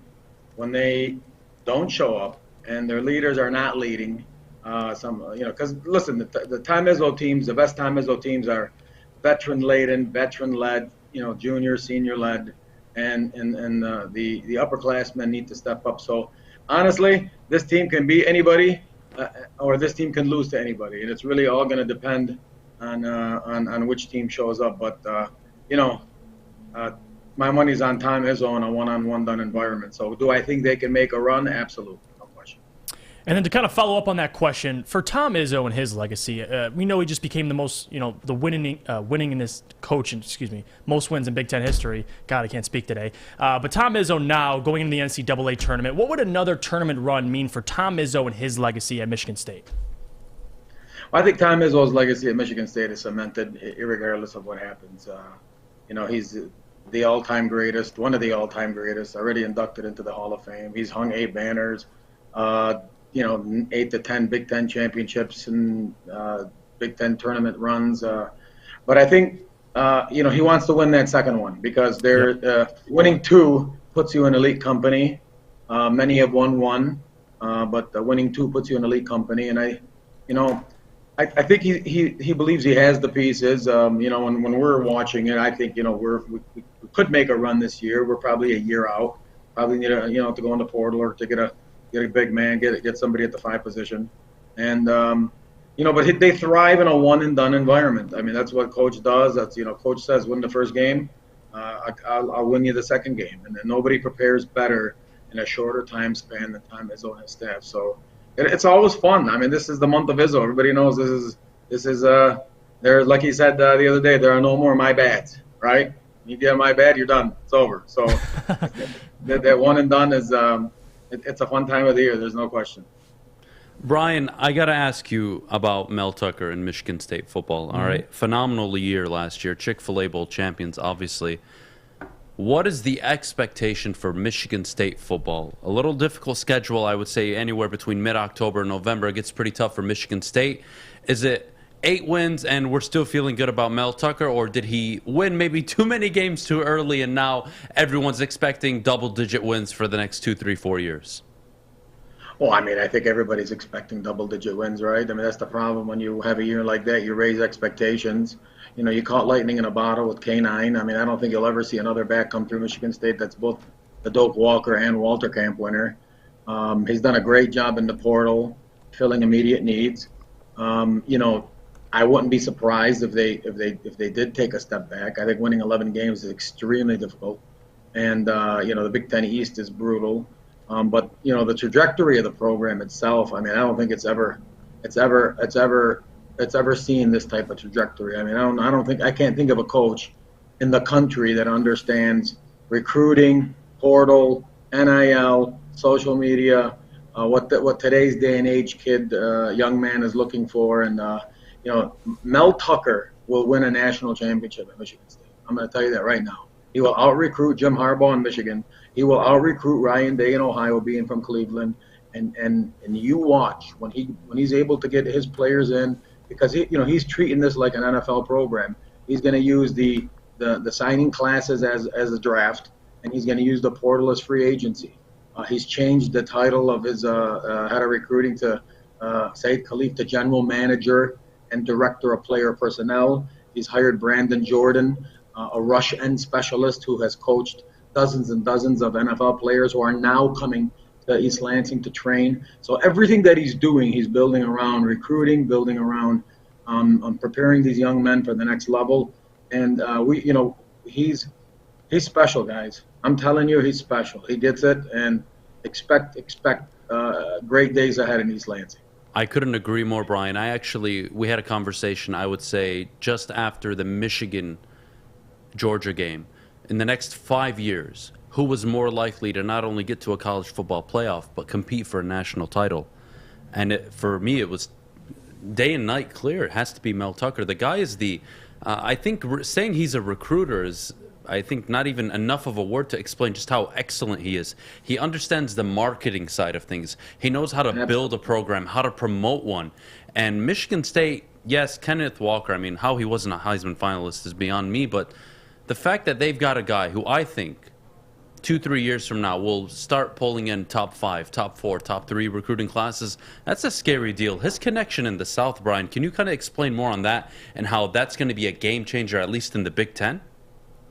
I think you hit the nail on the head right there, is that where he's come from, right? He's learned from the best. Nick Saban in Alabama, he's learned under Kirby in Georgia, he's been at LSU, he's been at Ohio State, he's spent 10 years in the NFL. You see the footprint he has in Georgia, how many kids that we're getting out of Georgia.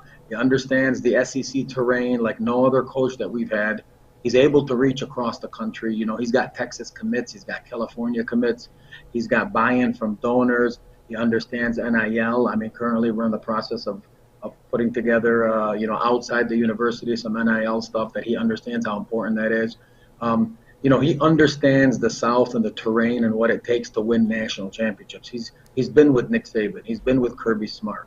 He knows what's needed to win a national championship. And he's not talking about Big Ten championships. That's not what he talks about. He talks about national championships. So he has definitely raised the expectations here. And I'm not saying this just because I'm a Spartan. I mean, because in today's day and age, you have to adapt or die. And Mel Tucker has embraced the changes that have come about through the landscape of college football. And he will out-recruit Jim Harbaugh in Michigan, and he will have a lot of success against Michigan. But he's going to have a lot of success across the country. And just to watch the way this program transforms over the years, and we all feel the same thing. I mean, I'm not saying this blindly as a Spartan. I'm saying this objectively, that he's embraced this change. And that's the thing with Tom Izzo, right? Will Tom Izzo embrace NIL, will he embrace the portal? Will he embrace social media? We know he hates social media. There are changes coming along in college basketball, the same as college football. And it's really going to be adapt or die. If you look at Nick Saban's a perfect example, right? He's 70 years old. He's been coaching for how many years, and he's adapted along the way. He's changed. He's changed his staff. He's changed the way he's recruited. He's understood this kid's, the day and age of this kid, and he's been able to adapt. And that's why he's been able to sustain success for so long. Absolutely. Brian, before we let you go, Michigan State 2023 recruiting class already ranked 10th in the nation, one spot above Michigan already. I don't think you're far off by saying Mel Tucker eventually is not only going to surpass Jim Harbaugh's recruiting abilities, but I think he's going to build a serious powerhouse in Michigan State. I think he's the only one really since D'Antonio, because Brian, tell me if I'm wrong here, but when D'Antonio was getting to the college football playoff and winning those Big Ten titles, Michigan State never really went all in, right? They never went all in on their program, maybe like an Oregon did back in the day. Is that something now with Michigan State going all in on Mel Tucker, the 10-year deal, the facility commitment, the NIL commitment? Is that something we're going to see now where Michigan State kind of wants to creep up and say, hey, we're one of the 10 best jobs in the country? You hit the nail on the head, because Coach D will tell you after the 2015 playoff run that he made a mistake, that he did not go in and ask for a higher salary pool for his assistants, that he didn't ask for facility upgrades, that when he had the momentum, he didn't take advantage of it. Mel knows and understands the commitment is there from the university. You see it with his salary. You see it with, I believe, the third largest salary pool in the country. You see with the new facility that we're building and the certain donors that have stepped up. So Michigan State is sitting at the big boy table. Michigan State has sent a huge message with that contract for Mel, that we're here to sit at the big boy table. We expect to compete for championships. We expect to win championships. And, it's taking that next step, right? It's, Coach D did a great job of developing the 2 and 3 stars and turning them into, NFL type draft picks. Mel Tucker's got a different approach. He has he wants those higher rated kids, 4 and 5 stars. He'll tell you, I want kids that will raise above coaching. That's what he wants. And so you're seeing a change in formula of the type of kid that we recruited. And look, we can all say all day long stars don't matter, but when you look at Alabama's class and you look at Georgia's class and Clemson's class and some of the last few that have won the national championships, there's a direct correlation between where they finished and how many 5-star and 4-star kids they have. Awesome. Well, Brian, thank you so much for joining us this morning. Guys, check out Brian Mosallam and Jason Strayhorn on Inside the Locker Room Wednesday nights on the Woodward Sports Network. Give them a follow on Twitter or Facebook. Inside the Locker Room is their @ Check them out. Big Michigan State guys. Lovely podcast. Love to hear it. Brian, thank you so much. Maddie, we got to go to break. When we get back, Minnesota Wild. Go White. Thank you for having me. No problem. Thanks, Brian. Thank you. We got the Minnesota Wild and the Detroit Red Wing coming up next. Tonight's game. And then, of course, Mailbag. We'll get all your questions answered in the chat. But Maddie, what do we got to do first? Yes, before we go, we do need to hear about our friends at the Sports Marketing Agency. Yes, well, guys, let me tell you about our friends at SMA, because they have been leveraging pro athletes and other notables for a decade against the issues around mental health and substance use disorder. But that also changes, because now with the help of NFL alumni Sean Jordan, he's been able to make changes and save lives against these issues. So, soon coming to Woodward Sports, the Sports Marketing Agency podcast called This is the F Word series on fentanyl. If you are struggling with substance abuse or mental health, they're here to help. Please go to thesportsma.com and let them know Woodward Sports sent you. 6 dark corners, a driveway and a patio, 5 windows that could become doors. Every house has unique security challenges. Guardian Alarm has more tech, more team, and more ways to help keep them all safe. Get a professionally designed and installed security and smart home system from Guardian Alarm. Sign up today and get a free video device. Guardian Alarm. Smart, right from the start. Call 1-800-STAY-OUT. Make sure you're listening to Woodward Sports all day long. Start your morning with the Morning Woodward Show. Spend middays with Big D Energy. Watch and listen your drive home with the bottom line. And don't forget about Woodward Bets Daily. All live, all right here on the Woodward Sports Network. Welcome back. Thanks for joining us on the Morning Woodward Show here on the Woodward Sports Network. The Red Wings play tonight against the Minnesota Wild. Coming off a rather unfortunate loss, I'll just leave it at that. Yeah, look, they've been getting killed over the last 4, 5, 6 games. It's been awful to watch. Defensively, horrible. Goaltending, awful. Take a deep breath, Red Wings fans, all right? It's all good. Listen, it didn't make sense that at one point in the season, this was a 24-6 hockey team. Could be worse. Nobody expected them to be at least 500. I think they've been overachieving this year. You've seen them develop. Goaltending has been excellent up until the last... really, after the All-Star break, it's been a disaster, but not the end of the world here. Not the end of the world at all. Red Wings hopefully get back on track tonight at the LCA. We'll see how it goes. Again, I'm always going to do the same thing. I'm looking for Rana to continue his recent performance. He scored a goal in his first game back. I'm looking for him to kind of continue that. I'm looking to see Lucas Raymond get more involved. I'm looking to see Seider continue to do what he's done all year. He's the clear Calder winner this year, Rookie of the Year in the NHL. Maddie? I got my eyes peeled, set on Nedeljkovic and these guys. I want to see goaltending. Yeah. Because what over 6 games, what was it? I feel like we're making a big goals? deal out of nothing. No, I know, but that's really the thing. If you want to see improvement, right, and that's kind of the area I want to see. But besides player individual and individual players, then it's got to be goaltending and stuff like that. But again, guys, like the Wings, they're going to lose games. This is not a big deal. The only thing that stood out to me is over the last 6 games, they gave up 37 goals. It's not acceptable. You can't do that. But at the same time, they're not in win-now mode. So we got time. Jacob Vrana, that's probably the most I'm excited to see is that guy come back. First game back, he scored a goal. Like, it's going to be fine. The team's got plenty of talented players. They have to put it together on the defensive side. So the Red Wings tonight, hopefully they can stop the bleeding a little bit and save us and get us some wins. The Pistons were winning for a little bit. The Wings were losing. It's almost like they're doing the opposite. When the Wings are winning, Pistons are losing. When the Pistons are winning, Wings are losing. So it's going to be interesting tonight. I think they can bounce back. Yeah, it'll be a fun night at the LCA. Minnesota Wild, a decent team, not they're extremely frightening. Wings should be able to put some good hockey together. I want to see good offense, better defense, and obviously better goaltending. I don't think that's asking much before Steve Yzerman pulls whatever hair is left out of his head. Poor guy seemed very, very frustrated with his hockey team.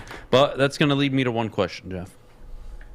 Nedeljkovic is a rookie, all right? I'm not going to freak out. But Sebastian Cossa likely 2 to 3 years away from even getting called up to the NHL. Nedeljkovic is going to be that guy for the coming years. Do they need to address the backup goalie, meaning Grice leaves this offseason? Probably, definitely. I mean, Grice was 37 years old, about to be. So, yes, absolutely. I think Nedeljkovic is in a position now where he's learning. But the Wings, they're in a tough situation because they'll go to Grice and then they have to go back to Nedeljkovic. It shouldn't have to be like that. It should be, you should have a guy that at least can come in if Nedeljkovic is giving up 6 goals and can at least, quiet everything down a little bit. Grice seemed, I think last game he gave up 2 of his own. So there's too much Red Wings banter going on in the chat.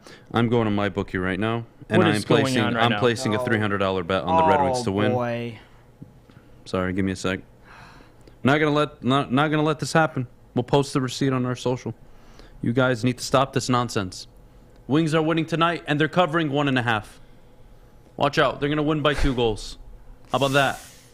I think they're gonna lose so much money tonight because of this. I'm not gonna stop them. They say when the fun stops, stop. So stop. No, I'm in. I'm all in. Hey, give me a second. You're gonna put a bet on Chelsea too? Huh? You're gonna put a bet on Chelsea too? I'm not betting on soccer, Fish. They can all go to hell. Cool. Sorry. I know it's your Fish, sport. you knew that was coming. Fish, you kind of had to expect that. No, you've done soccer betting before. Huh? You've done soccer betting before. Yeah, but that was, when I was sober. All right. My bet's in. $300 on the Wings to win. All right. Just money line? Money line. Did you do money line and spread? No, I didn't do the spread. I'm going to do the... I'm going to take maybe the over, 5.5. Is it 5.5? Okay. Yeah. We'll see. I'll do that later. I would say do the over. Already booked it, guaranteed. I'd say do Wings the over. win tonight. I am tired of the banter in the chat. This is ridiculous. Well, you're still going to get Show banter. some respect. You're still gonna get banter in the chat. And if I lose $300, I'm gonna be very angry tomorrow morning. So you guys, this is your fault. How is it our fault? This is all of your faults. Fish, fuck you. It always goes back to Fish's fault. If I lose $300 tonight, this is on Fish. We got to go to break. Mailbag time. Get your questions in the chat. But before we go, Jeff, can you tell us how the hell you have hair like you do? Yes, well, Lady Jane's, guys, let's be honest. You guys all know we broadcast this show live from the headquarters of Lady Jane's Haircuts for Men in Birmingham. And it is definitely awesome to get off the air and get myself looking great by one of their talented stylists. I'm looking at it right now. You can go in, sit down, watch your favorite sports teams, and get your haircut. So please, open 10 to 8, 7 days a week. Walk in anytime, relax, watch your favorite team play, and before you know it, your hair will be game ready. So get to Lady Jane's, open 10 to 8, 7 days a week. Walk in anytime. Lady Jane's, it is wicked awesome. Life is full of hard choices. We're here to make one of life's biggest decisions as simple as possible. My name is Christina Gennari, and for over 20 years, I've helped hundreds of families buy and sell homes. We cover all of Metro Detroit and more, from large luxury homes to starter homes. We will work hard to make sure that you get the home of your dreams. So if you're in the market today or even thinking about buying or selling in the future, make the obvious choice. Christina Gennari, the obvious choice in real estate. Visit us at soldchristina.com today. Putting on a show here, and that's how you answer. We love our sports. We just wish they'd love us back. Detroit sports for Detroit sports fans. Woodward Sports. Ladies and gentlemen, boys and girls, it is tournament time, and you know what that means. We want to put $1,000 in your hand.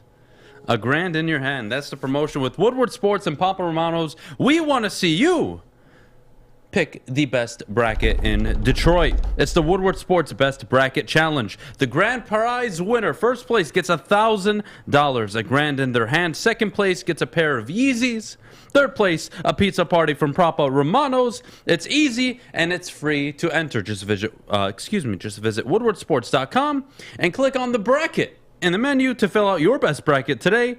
Keep track of your results all tournament long. Again, this is the Best Bracket Challenge brought to you by Woodward Sports and Papa Romano's. Put $1,000 in your hand by filling out a bracket today. It's free, guys. Enter at woodwardsports.com. All right, mailbag time. First question, I think it's a very important question. Adam, will you drink Gypsy vodka if the Wings lose? Yes, I will. Even if they win, I'll drink it. Yeah. Hey, Fish. It's too much. It's a pre-show Chill routine. I think you're already giving us too much. Say the Giants want you trade for our pick at number 2 and 33 as well, or that'd be 32, for 5 and 7. Okay, Brandon, honestly, I like you. Thank you for tuning into the Morning Woodward Show. I truly appreciate you being here this morning. Love Brandon. If you are the GM of the Giants, are you making that trade? I would like to see you answer in the chat, please. I would not. You would not make that deal if you're the Giants. No. Now, you would make that deal if there's a quarterback. The Lions, no, not even that. I would give you 5 and 7 if you gave me 2, 32, 34, and a 2 or 1 next year. Damn. Then I would consider it. You need to give me a haul of picks for me to be giving you the 5th and 7th pick. Kick rocks. No way. No way. If I'm the GM, I'm not doing it. That doesn't make any sense at all. If Michigan loses to Indiana, will Michigan still get into March Madness? Yeah, they clinched it by beating Ohio State. Yeah, Michigan are in, and I want to say Michigan State are in. But if they just win this one game each, they're both in. Michigan tip-off at 11 o'clock. So that should be really interesting. Imagine thinking Tucker is a good coach. Talk about a snake oil. Come on. Come on, guys. Mel Tucker's a damn good coach and a damn good recruiter. It's not even a conversation. If anything, you should all be happy that the Michigan football teams are actually good. It's good for the sport. It's good for the schools when Michigan and Michigan State are good. So let's not be dramatic here. Hell no. But hypothetically speaking, yeah, I get it. Yeah. I wanted to make sure you understood that part. Because you wouldn't do it, so it's tough. What will you and Jeff Iafrate do if Cade is Michigan starter again this fall? I already told you guys what would happen if Cade McNamara is a starting quarterback at Michigan. I'm going to go buy some rope, some tape, it's me, some chloroform. I'm going to kidnap Cade McNamara. I'm going to lock him in a closet for all the football season so J.J. McCarthy is a starter. Can I say why you're saying this on the air? Because I can do whatever the hell I want. Say whatever the hell I want. But you realize that leads you to a chance of being caught? If he does it, Fish. I'll be primary suspect number 1, but that doesn't mean they'll have evidence on me. Besides this audio. What if I hire someone else to do it? I think this. Yeah, but they have. Yeah, but they have evidence that you're doing it. I had intention of doing it, but that doesn't mean I did it. Just because I Not want wrong. to do something doesn't mean I have to do it. He's a pro at this. And if it Fish. just so happens to happen, well, oh, wow, good for me. I don't have to do it myself. Okay, but you get yourself in legal and it trouble. wasn't that someone if- you weren't associated with. Yeah. You get At yourself least in legal not that trouble that you you know could have avoided by just saying nothing at all. No, Fish, I go all in all the time. I Michigan. see that. All right, Adam, if your bet loses, will you rock your red gag ball for tomorrow's episode? That'd be funny as fuck. I'll tell you what. If the Red Wings lose tonight, I got to think of something creative. Oh, boy. I will... Why if they lose? Why not if they win? Because you'd have money. Doesn't that make more Well, yeah, sense? you'd come in. If they win, you'd have money. We'll no? see. Does that We'll not see. make I more haven't sense? Come in decided. with your stack of hundreds you want and just answer the phone with them. Just come in with all your winnings tomorrow. Make it a good show. If you're bet, You Adam, created a lot of circumstantial evidence, though. Yeah, I know. Kind of digging a hole here, but oh well. They have to prove. It has to be without reasonable doubt, right? Yeah. I have to be guilty without reasonable doubt. Yeah, So, but you could still be like I'll trialed for like I'll have an a alibi long planned time. out already. I'll make sure it gets done, but I'll be sitting at, I'll be here working. I'll be doing a live podcast while he's being kidnapped. You can't tie me to the kidnapping. You're like already A speaking. live podcast I already got it all figured out. He We're already gonna has an have- alibi. Yeah. he's Yeah, I already fine. have my alibi figured out. Yeah, I'm going to be live doing a show, or I'll pre-record it and act as if it's live, and then I'll go do it myself, and then what? Huh? I mean, there's some pretty smart people I've out watched there. enough Law and Order to figure out how I'm going to get around this. Yeah, all that Law and Order SVU. Oh my God, Cade isn't terrible. I just hope JJ starts, but being out all spring might be Cade's job to lose. Yeah, look, I think Michigan need to understand that probably last is. year they had a roster where a game manager can win them 11, 12 games. I don't think Cade McNamara wins you 8 games this year with this upcoming Michigan roster, given how dynamic the offense can be, but it'll be limited with Cade at quarterback. JJ at quarterback, the running backs are going to benefit, the receivers are going to benefit from it. It needs to be JJ McCarthy, and it's not even close. I love how Fish is the anti-Adam. Pretty much makes sense. Adam, We're now just your alibi watching is for blown. your You need a health. new one. Listen, you guys are just digging a deep hole for me right we're now. watching for your health and for your Oh, please. liveliness. That Shave the wasn't a top of word. your head instead of the beard. You know what? Oh boy. Oh no. Don't do Adam, it, if you Adam. came in- You know Adam, what? You've done too many of these. Stop. When the fun stops, I stop. kind of don't mind that. I'm down for a military cut. Adam, I'm you- down for it. I need a change every once in a while. No? No. No? No. All right. Don't do it. I'll think When about the it. Yeah, fun think about stops, stop. Imagine Adam, I Stop. cannot It has stopped. imagine you coming If in. the Pistons fall out of the top 3, who are you taking, Jeff? Ivy. Aiden, Ivy. Jaden Ivy. Jaden Ivy, I'm not yep. blinking twice. I'm not even thinking twice about it. Taking Jaden Ivy. Or Shaden Sharp. Either one. Out of Kentucky. What are the Lions' 32nd and 34th overall picks worth if the Lions want to trade up? I think if they trade 32 and 34, they could move up anywhere from 8 to 10 spots, realistically. And what does that get you? An interior lineman, a wide receiver? Who knows? It just depends what the Detroit Lions are interested. Have you heard about Shaden Sharp if he rises, and is it a reasonable pick? Yes, it is. I'll let you speak on that then. Go ahead. Shaden Sharp this year did not play because he enrolled at Kentucky early, and there's a rule in college that, especially now in the NBA draft, you have to be a year removed from high school to enter in the NBA draft. And technically, he is a year removed from high school. He may be younger, but didn't play this year at Kentucky. But I think he's a great player. He reminded me of Jalen Green in high school. So if you want Jalen Green's twin in a way, maybe even better, take him. Any other questions we got? No military, shave it to the horseshoe. Yeah, I'll pass. I'll pass. Well, everybody, how do you enter the March Madness pool? Visit woodwardsports.com, guys. Visit woodwardsports.com. It's as easy as that. Visit woodwardsports.com. There will be a bracket challenge link in the top corner. You'll be able to click on it. Check it out. It should be live within the next 10, 15 minutes. But regardless, we're excited. We really are excited for this bracket challenge. We'll send the link out on social media as well, just to keep you all posted. Guys, have a great Thursday. We'll see you tomorrow, Friday, for a great show. Yes. Thank you so much for being a part of us and the morning show this morning. Check out Big D Energy, 11 o'clock. Neil Rule, baby. Neil Rule, 11-1, and then, of course, the bottom line. What about Darren McCarty? Did you forget about him? Darren McCarty is out today, actually. Oh. Easy's filling in, I think. Easy is filling in for Darren McCarty today. So Neil and Easy. Baby. And Terry Foster Oh, on Big D Energy. It's going to wait. be a hell of a show. Oh. And then, of course, the bottom line, 2-4. Ryan Romani, Braylon Edwards. Yes! Who can forget Maz? I love his voice. I wish I could talk Italian like that. I want pizza! I want pizza, baby! I wish I could talk like that the whole show. One of these days I'm going to do it. Well, we got to go, guys. Happy Thursday. Enjoy Michigan basketball. Enjoy the Big Ten tournament. We'll see you tomorrow. Go Chelsea.